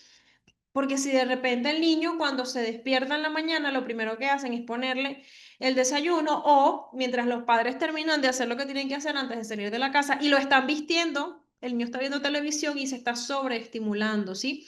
O de repente la noche anterior se quedó hasta las 2 de la mañana jugando en la tablet, ¿sí? Entonces son cosas importantes a la hora de no nada más la alimentación y el ejercicio, sino el dormir, como dice, las rutinas de descanso, tener un ambiente organizado dentro de lo que cabe, porque bueno, son niños también, ¿no? No vas a tener todo organizado por color, ni por talla, ni nada, pero por lo menos enseñarles, ¿sí? Enseñarles a mantener el orden, a mantener esas rutinas. Es muy bueno, los niños que están en actividades extracurriculares tienen un mejor desempeño en los estudios que los niños que no están. Eso también se ha visto muchísimo. Pero lo primero, yo digo, cero pantallas. Por lo menos no en los días de clase. Que ajá, yo sé que no podemos decirle cero pantallas siempre porque los padres no te van a hacer caso. Pero por lo menos no en los días de clase, porque al final un niño no necesita una pantalla. Lo que te vas a gastar comprándole una tablet o un teléfono, te lo puedes gastar llevándolo al parquecito un día, llevándolo, metiendo en una actividad extracurricular. Entonces, realmente es bastante bueno, ¿sí? Es bastante importante. En la psicoeducación, sí, transformamos la terapia de algo que le hacen a uno, o sea, lo que le haces a una persona, en este caso, a algo que te haces a ti mismo. O sea, no es que yo te voy a trabajar a ti, sino que tú mismo te vas a ayudar a través de mí, ¿sí? Por decírselos de una manera más comprensible. Entonces, se extiende a lo largo de todo tratamiento, no nada más de la TCC, solo que bueno, estamos hablando de la TCC, pues lo hago énfasis en esta terapia. En cada una de las sesiones, el terapeuta no nada más debemos aplicar una técnica, ¿sí? Sino que también tenemos que explicar el propósito de la técnica y cómo el paciente puede utilizarlo por sí mismo, en el caso de la psicoeducación, en el caso de la psicoeducación con TCC, ¿sí? Por ejemplo, nosotros te decimos, la psicoeducación la usamos muchísimo con personas que, por ejemplo, han tenido TPT por algún accidente de tránsito. La psicoeducación es muy buena, de hecho es un proceso fundamental en la terapia, porque a las personas le agarran miedo a conducir, le agarran miedo a que las otras personas salgan, entonces es muy importante saber aplicarla y saber si tú le puedes explicar al paciente y el paciente te lo va a entender de una buena manera, porque también a veces los pacientes entienden como quieren entender y el proceso obviamente se vuelve un poquito más tedioso. Entonces ahí como que todo se complica. Beneficios de la psicoeducación, ¿sí? Normalización y reducción del estigma. Ayuda al paciente a sentirse menos solo al explicar, uy, siempre se me rueda, que sus síntomas son respuestas comunes. ¿Por qué? Porque hay muchas veces las personas se sienten muy como tildados, como que, ay, yo soy raro, yo soy rara por sentir esto, por pensar esto. En cambio, cuando tú conversas, ¿sí? Sobre esa psicoeducación, normalizas ese estigma no, normalizas lo que siente el paciente, ¿sí? Ayudas a que el paciente se sienta bien, se sienta entendido, aumenta la comprensión, ¿sí? Explicarle el modelo cognitivo básico de forma sencilla, utilizando analogías o ejemplos. Por ejemplo, mira, la terapia cognitivo-conductual funciona de esta manera. Quiere decir que si tú no haces esto, esto y esto, entonces no nos va a funcionar de una manera efectiva, por ejemplo, ¿sí? El empoderamiento. El paciente se convierte en participante activo de su propio tratamiento.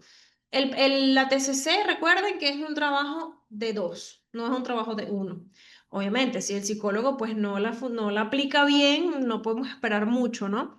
Pero cuando el psicólogo pues está consciente, sabe perfectamente cómo aplicar la TCC, ayudas a que el paciente entienda, ¿sí? Se tenga ese empoderamiento y sea parte activa y funcional de todo el procedimiento y de todo el tratamiento, ¿sí? Aumenta la esperanza y reduce la incertidumbre.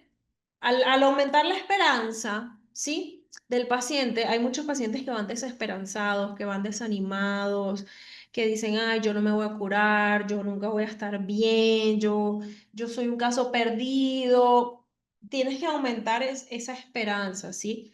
No eres un caso perdido, mira, no has avanzado mucho, o no te preocupes que yo he tratado esto muchas veces y la gente siempre sale muy bien, solamente que es un proceso que nos va a llevar tiempo, ¿sí? Validar lo que el paciente te está diciendo y al mismo tiempo hacerle entender, ¿sí? Hacerle entender a este paciente que, bueno, que es un proceso y que no lo va a notar de la noche a la mañana, ni lo va a notar si no hace nada de lo que se supone que tiene que hacer. Entonces es muy importante el hecho de hacerle entender, ¿sí? Validarlo, pero también hacerle entender que tiene que poner de su parte, ¿sí? La complementariedad en la TCC. La suma, ¿sí? De la entrevista motivacional y la psicoeducación es un complemento perfecto para la terapia cognitivo-conductual, ¿sí? Porque la entrevista motivacional genera el deseo de cambiar, tienes esa motivación del cambio, ¿sí? Y en la psicoeducación proporcionas las herramientas para el cambio. Entonces se podría decir que la primera es quiero hacerlo y la segunda es cómo lo voy a lograr, ¿sí? Entonces, la combinación de ambas crea un enfoque más integral de todo el proceso de la TCC, ¿sí? Abordas la motivación, el conocimiento, que son elementos esenciales para el cambio efectivo y duradero. Yo siempre les digo a mis pacientes que a veces no, que cuando un cambio no es real, ¿sí? No dura. Si el cambio no es real, no dura. El cambio se estanca, se retrasa, se queda ahí guindando. Entonces es muy importante ayudar a que el paciente logre entender de que tiene que ser un efecto duradero, de que está con nosotros para aprender a manejar sus situaciones en el futuro, ¿sí? Eso es importante también entenderlo. Ayudar a que el paciente lo entienda y entenderlo nosotros, porque a veces nos esforzamos de más y no debemos. Entonces eso también es muy importante. La conclusión de lo que hemos hablado ahorita sobre la motivación y la psicoeducación, ¿sí? Es ese enfoque integral, como les dije, entrevista motivacional y psicoeducación ayudan a que la disposición del paciente y la comprensión del problema lleguen a una solución agradable y duradera, ¿sí? El empoderamiento del paciente. Ambas técnicas ayudan a que el paciente sea participante activo. Tiene que ser participante activo porque es un proceso que depende mucho del paciente, de cómo el paciente lo vea, ¿sí? De su propio proceso terapéutico. Aumenta las probabilidades del éxito del tratamiento. Si el paciente no te hace las actividades, o el paciente cambia de terapeuta o tú cambias de terapia, ¿sí? Por eso es que ahorita la gente utiliza mucho ese enfoque transversal. porque ayuda mucho en las personas, en los pacientes que pues no colaboran mucho con su propio proceso.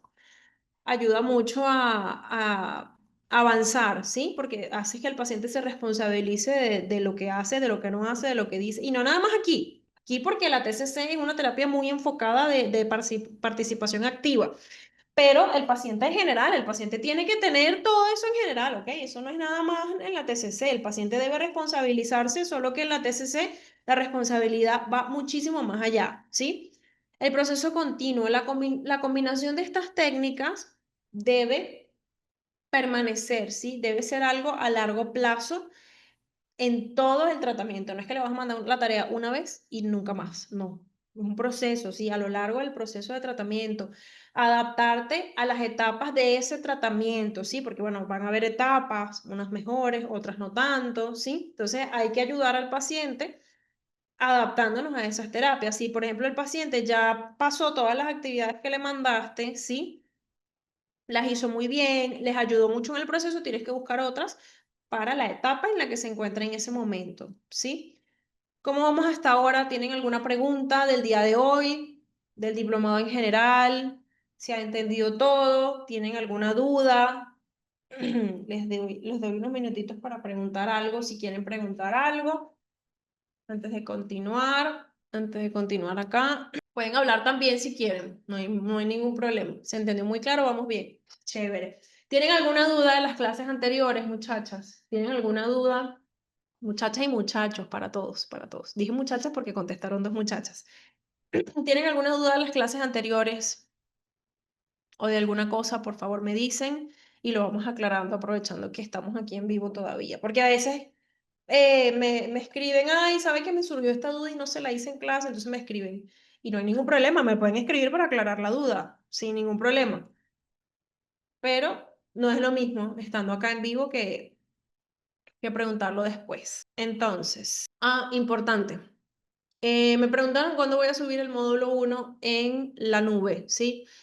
Yo siempre les digo, les recuerdo de todas maneras, yo módulo que terminamos, módulo que monto, ¿sí? Así funciono, así es la manera, porque ¿de qué sirve que les monte toda la información antes de las clases?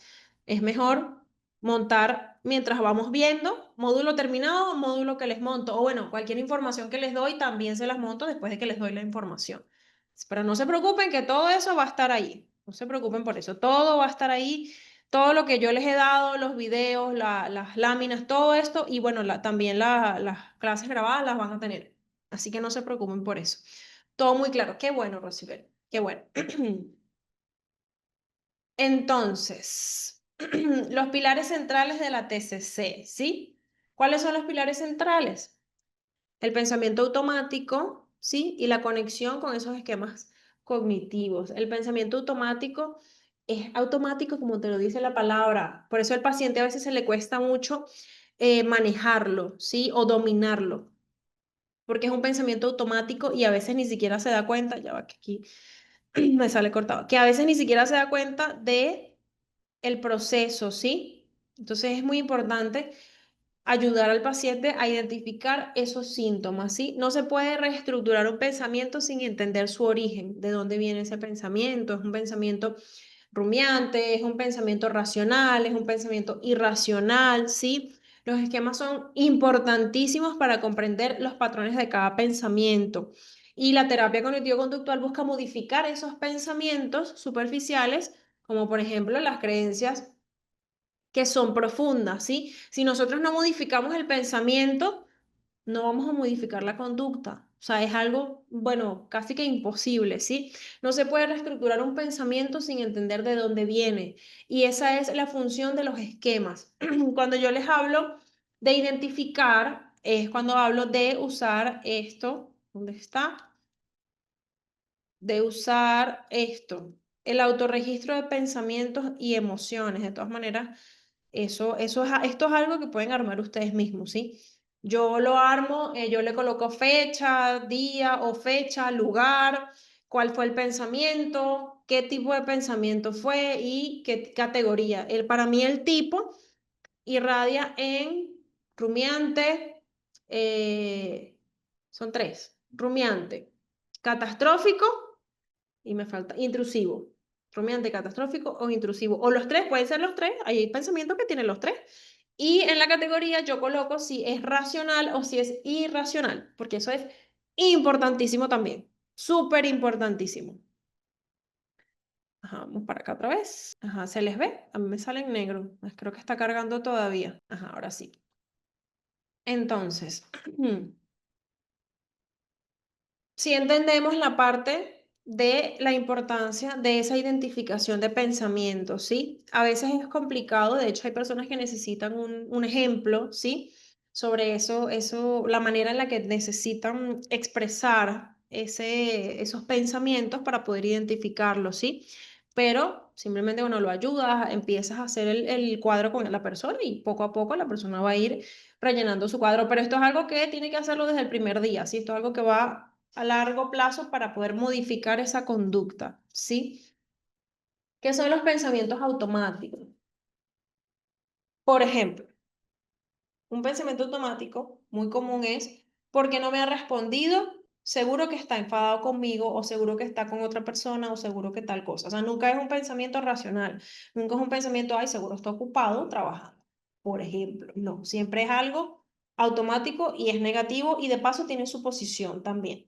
Es una idea o imágenes, porque también hay imágenes o interpretaciones que aparecen en nuestra mente de forma instantánea y sin esfuerzo, es decir, intrusivo, ¿sí? De repente.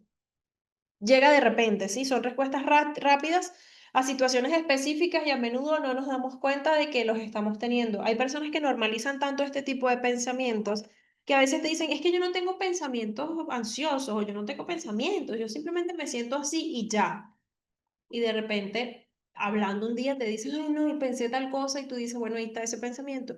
Ah, no, pero ese pensamiento para mí es normal, eso no es un pensamiento malo, y tú como que, claro que es un pensamiento malo, lo que pasa es que ya es automático y para ti es normal, ya lo normalizaste. Entonces eso sucede mucho, por eso hay que tener mucha paciencia, ¿sí? Son como un diálogo interno que acompaña la experiencia de cada persona de manera diaria, de manera cotidiana. Por eso es que las personas lo toman como algo normal, porque ya para ellos es algo normal, que para ti no, pero para ellos ya es algo normal. Entonces estos pensamientos siempre van a influir de manera directa en nuestras emociones y los comportamientos que tengamos, ¿sí? Especialmente cuando son negativos o distorsionados. ¿Me pueden decir un pensamiento distorsionado? ¿Qué se les ocurre? ¿Qué pensamiento distorsionado se les puede ocurrir como un ejemplo? A ver, cuéntenme, ¿qué se les ocurre? Se movió aquí. Los leo, los escucho, cuéntenme, ¿qué pensan? O bueno, ¿qué pensamientos distorsionados han visto por ahí? Son patrones, son irracionales, eso sí, normalmente son irracionales. No ha llegado, seguro que le pasó algo, solo han pasado 5 minutos. Exacto, exacto, María, muy bien. ¿Qué otro me pueden dar? A ver, ¿qué otro pensamiento distorsionado pueden tener? A veces está el pensamiento dicotómico, que es todo o es nada, ¿sí? Si no obtengo la mejor calificación del mundo, soy lo peor, no funciono. Ese puede ser uno también. O, por ejemplo, si no me amas demasiado al 100%, entonces no me quieres nada, por ejemplo. O sea, o es mucho, o es todo, o es nada. También puede ser. También el pensamiento que pasa mucho. Nadie me quiere, exacto, recibir. Nadie me quiere, todos me odian. Y hay una canción de eso, de hecho, una canción infantil. Si no me deja ver sus mensajes es porque me está engañando. Exactamente. Pensamiento distorsionado, que no tiene sentido, ojo, irracional, que no tiene sentido. Si tú tienes un motivo para pensar que no te deja ver su mensaje porque te engaña y ya te ha engañado y ya ha pasado por esa situación, pues es distinto. Nunca conseguiré trabajo. Muy bien, exactamente. Siempre voy a fallar en esto porque no sé hacerlo. Soy un desastre con esto, no me va a funcionar. Alguien se está riendo cerca, seguro se ríen de mí. Ay, sí, eso pasa mucho, María. Eso pasa muchísimo, muchísimo. Nadie me entiende, también pasa mucho. Todos mis amigos se distanciaron de mí porque no me quieren. Son pensamientos automáticos. Todo me sale mal, exacto. El todo o el nada, el dicotómico. O es todo o es nada. O todo, o me amas todo o no me amas nada, una de las dos. Entonces al final eso lastima a la mente, ¿sí? Soy un tonto porque no entendí esa explicación. Exactamente, muy bien. A ver, dos más o tres más y continuamos, para que no digan que soy mala. Soy un perdedor también, por ejemplo, soy una perdedora, soy un tonto, como dice su Hades. No sé, por ejemplo, ¿qué otro se nos puede ocurrir? A ver, uno así bastante común. Ah, también puede suceder sobre pensamientos de, oye, le pedí prestado a mi tía $500 y no me los dio. Es una egoísta, por ejemplo. Eso también es un pensamiento distorsionado. O no me los dio porque no me quiere ayudar, porque me quiere ver mal, porque me quiere ver sufrir. Eso también es un pensamiento distorsionado. Soy un fracaso, exacto, Rosibel. Ese elogio no fue para tanto, en realidad no hago nada bien. Ah, me hiciste recordar, su Heidi, el video que les mostré de Sigmund Freud con el cerebrito. Muy bueno, me imagino que lo viste en las clases grabadas. Muy bueno. Me encanta, ese video me encanta. Eso es correcto. Me encanta ese video, yo no sé por qué. Es buenísimo. Se los logré traer completo porque a veces no lo consigo completo, sino picadito, pero es muy bueno, me encanta. Un pensamiento intrusivo es igual a un pensamiento automático. Sí, porque un pensamiento intrusivo, un pensamiento automático, como lo dice acá, es un pensamiento, acá, que llega, ¿sí? Instantáneamente sin esfuerzo, simplemente llega y ya. Por eso es que podemos decir que es un pensamiento intrusivo, o sea, aparece de la nada, por decirlo de una manera. Solo que, bueno, con el pasar de los años, pues le van cambiando los nombres a las cosas y ahora se le dice pensamiento automático. Pero se podría decir que como que van de la mano, porque el pensamiento intrusivo te puede venir en cualquier momento, igual que el pensamiento automático, solo que el pensamiento intrusivo, como dice la palabra, es un intruso, ¿sí? Puedes estar haciendo cualquier cosa y te puede venir ese pensamiento automático que no tiene nada que ver con lo que tú estás haciendo, pero sí. Jelly, miren muchachos, vi un mensaje hoy, no recuerdo quién fue, no sé si la persona está acá, ¿ok? Pero me preguntaron cómo se certificaban. Acá está el número de Jelly, aprovechando que lo mandó porque después se me olvida decirles. Me preguntaron que cómo se podían certificar, cómo podían acceder a toda la información. Bueno, cuando se certifican, sí, se les entrega su certificado en un par de días porque, bueno, hay que hacerlos y todo eso, ¿no? Se manda la lista de todos los nombres con los datos de cada persona y se les envía a ustedes a sus correos. Y todo el material, ¿sí?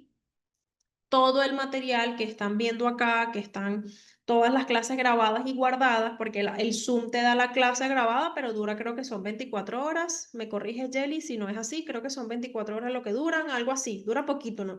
No dura mucho, ¿sí? Entonces, si desean certificarse, todavía tienen tiempo, todavía nos quedan varios días. De hecho, hay personas que abonan, no sé, $10, $5, lo que sea, hablan con Jelly y llegan a un acuerdo, ¿sí?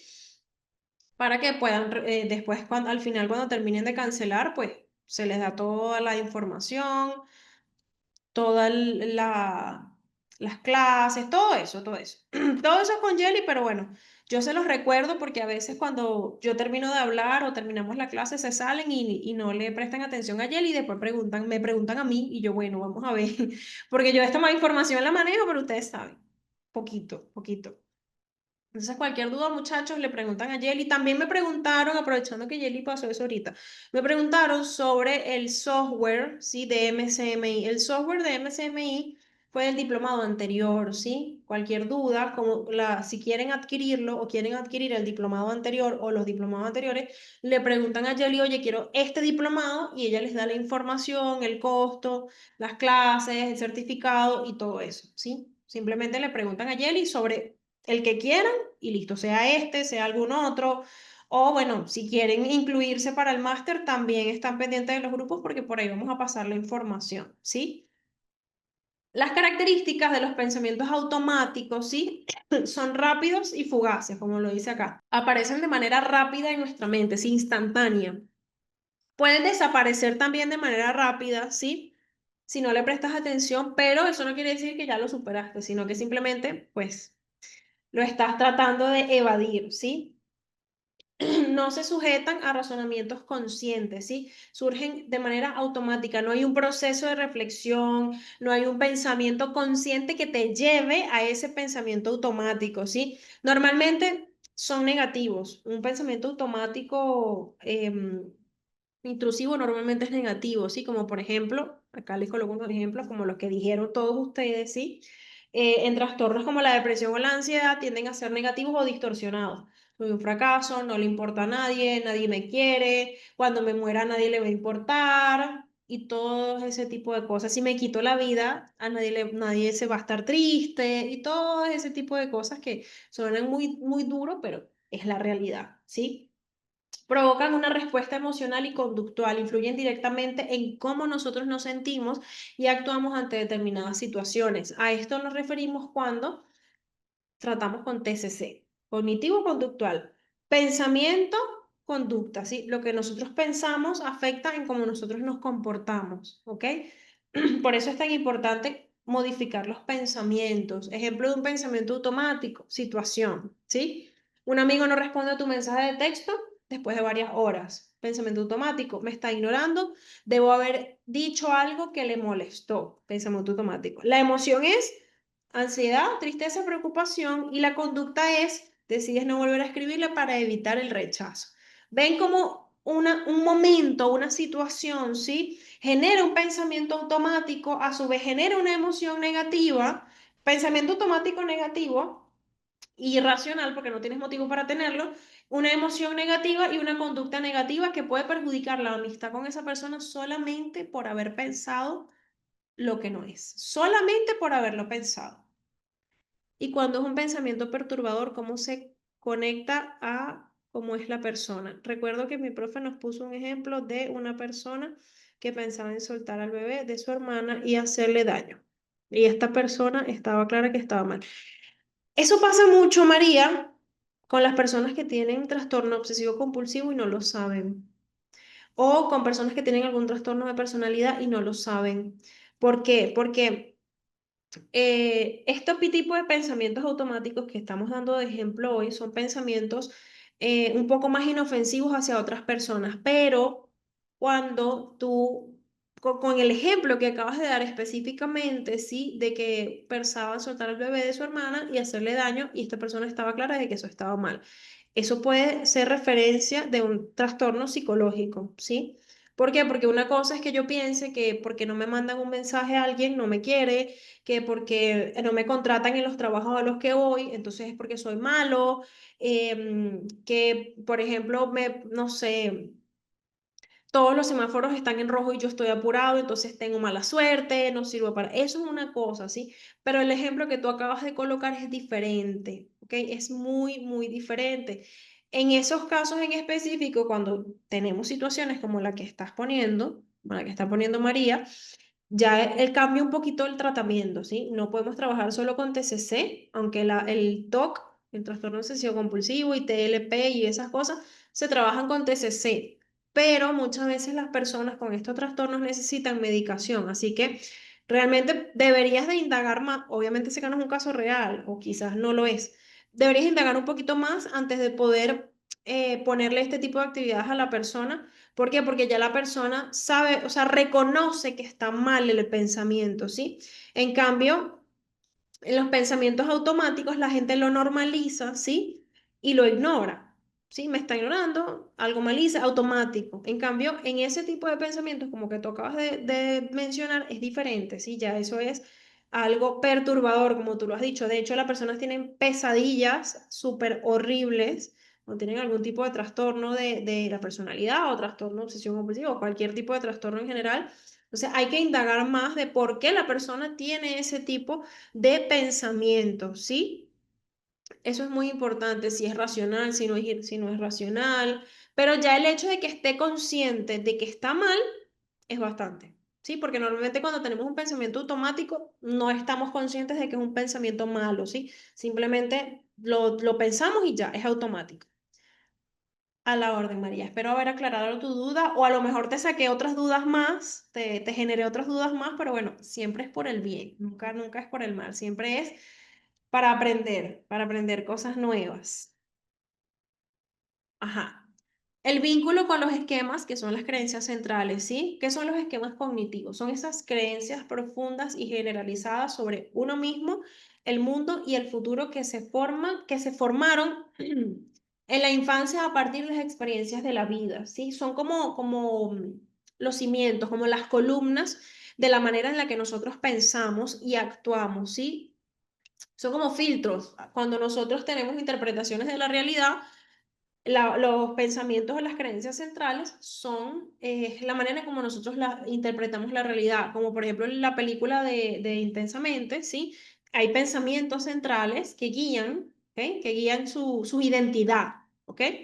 Más o menos a eso se refiere, ¿sí? Las características de estos esquemas son las siguientes. Se desarrollan temprano en la vida. Son estables y duraderos, son generalizados, es decir, afectan varias áreas, no nada más una. Se activan ante situaciones específicas que tengan que ver con esa creencia central, influyen en el proceso de información, ¿sí? Los pensamientos automáticos no surgen de la nada, son el producto de nuestros esquemas cognitivos, es decir, nuestro pensamiento automático está ahí por algún motivo. Y normalmente ese motivo viene de ese pensamiento central, ¿sí? Importantísimo entender esa parte. Desglosando ese vínculo entre pensamiento, creencia y esquema, ¿sí? La estructura cognitiva tiene como niveles. Por ejemplo, pensamiento automático, que es el nivel superficial, me está ignorando, le caigo mal, ¿ok? En la creencia intermedia, que es el supuesto, supuestamente, si alguien no responde a mis mensajes, significa que no le agrado, ¿sí? Y el esquema, que es el nivel profundo, no valgo nada, no soy digno de amor. De hecho, estas últimas frases se generan mucho en la infancia, lamentablemente. El pensamiento automático es solo la punta del iceberg, como la punta del iceberg de Sigmund Freud, por ejemplo, solo que aquí se explica diferente, ¿sí? De un esquema subyacente más profundo, es decir, viene de abajo, ¿sí? Viene de algo muy profundo en nuestra vida y depende de nosotros aprender a trabajarlo, ¿sí? El proceso terapéutico en la terapia cognitivo-conductual. La terapia cognitivo-conductual trabaja en dos niveles, ¿sí? La superficie, que es ayudarte a identificar esos pensamientos automáticos negativos, tienes que cuestionar la validez, tienes que tener pensamiento crítico, ¿sí? Para buscar esas alternativas de validar o cambiar ese pensamiento, ¿sí? Y para eso se utiliza el registro de pensamientos como herramienta, ¿sí? En las profundidades del iceberg, por decirlo de una manera, es descubrir los patrones recurrentes de ese pensamiento, ¿sí? Identificar y evaluar esos esquemas que nos llevan a esos pensamientos automáticos y así poder modificar esas creencias centrales para un cambio duradero. Cuando el cambio no es duradero, quiere decir que el proceso fue por encima, ¿sí? Solamente en la parte superficial. Así es que nosotros vemos cuando el cambio no es duradero, ¿sí? El nivel superficial. Cuestionamos los pensamientos automáticos, ¿sí? ¿Cuál es el proceso de cuestionamiento? Identificas el pensamiento, ¿sí? Primero reconoces los pensamientos automáticos cuando aparecen y los registras. La evaluación de la evidencia. ¿Qué pruebas tengo a favor o en contra de este pensamiento? ¿Cómo puedo validar este pensamiento? Tengo que buscar las alternativas de este pensamiento, ¿sí? ¿Cuáles son las maneras de interpretar esta situación? ¿Ok? La reinterpretación, cómo desarrollamos una perspectiva más equilibrada y realista sobre ese pensamiento automático, ¿sí? El objetivo no es encontrar una interpretación realista de la situación, no necesariamente positiva, no necesariamente tienes que sustituir algo con algo malo con algo bueno, sino con algo estable, ¿sí? Con algo lógico, con algo real, ¿ok? Y el nivel profundo tenemos que, modificando los esquemas centrales, tenemos estas técnicas para modificar los esquemas, ¿sí? Que es identificar los patrones, reconocer cuáles fueron los traumas recurrentes de pensamiento automático que hacen que ellos aparezcan, ¿sí? La evaluación de los esquemas, examinar el origen, el desarrollo, el mantenimiento, qué es lo que hace que esa creencia se desarrollara, o sea, se originó, se desarrolló y se mantuvo, ¿sí? Reestructurar esa creencia. Tenemos que desarrollar esa creencia alternativa más adaptativa y flexible. Mira, esto no me funciona, esto no está bien, pues vamos a modificarla, ¿sí?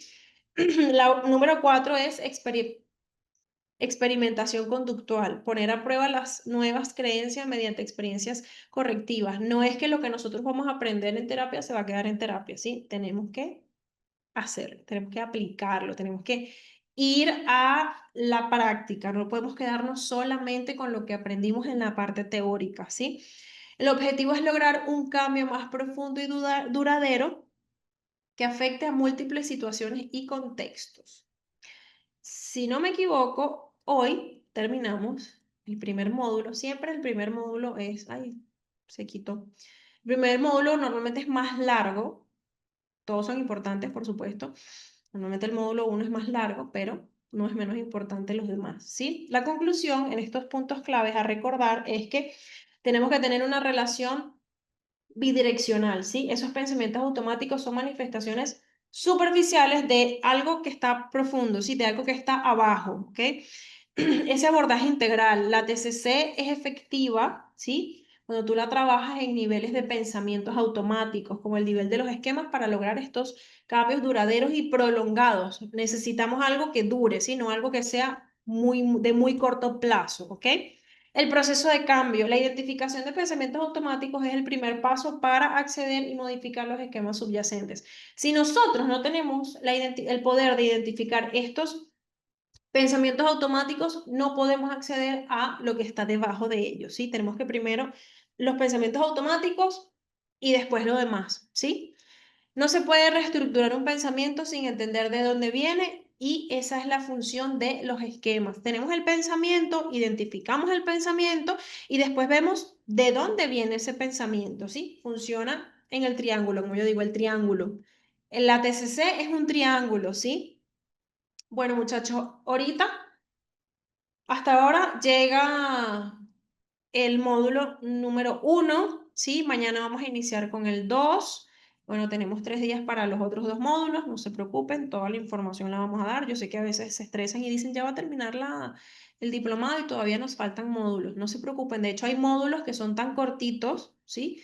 ¿Por qué? Porque siempre el módulo 1 es como el abreboca, por decirlo de una manera, ¿sí? Es el abreboca de toda la información y lo necesitamos para poder explicar el módulo 2 y el módulo 3. O incluso el módulo 1 y 2 son más largos y el módulo 3 es mucho más corto. De hecho, este módulo actualmente tiene de información, porque hay láminas que son como nada más de presentación, tiene alrededor de 90 diapositivas y hay módulos que tienen 20, que tienen 30 y no es porque sean menos importantes, sino porque la parte básica es al principio del diplomado para nosotros poder entender lo que viene después, ¿sí? Entonces, si tienen alguna pregunta, si tienen alguna duda, no les voy a quitar más tiempo, ¿sí? Cualquier cosa me pueden escribir, mi número está en las láminas, al principio de las láminas está en las primeras dos, creo. Está mi número, cualquier duda, cualquier inquietud, cualquier comentario, pues me pueden escribir con toda confianza. Y nos vemos el día de mañana, sí, a la misma hora. Ya nos falta poco, ya nos quedan unos días nada más. Recuerden que si desean certificarse o adquirir la información, sí, le escriben a Yeli, que ella es la que maneja esa parte. Ella es mi mano derecha en este equipo, sí, cualquier duda, cualquier información que necesiten a nivel administrativo, pues ella es la indicada para todo el proceso, ¿sí? Les mando un abrazo muy grande y los espero el día de mañana, por favor, con todas sus preguntas y todos sus comentarios. Me encanta que escriban y que pregunten y que hablen y que opinen. De verdad, me encanta porque hace que la clase sea más amena y aprendemos todos, ¿sí? Todos tenemos algo bueno que enseñar al mundo. Así que los espero el día de mañana. Gracias a ti, Suheili, y bueno, bienvenida. Hasta mañana para ti también, Mari. Cualquier cosa, muchachas, me escriben. Nos vemos mañana entonces.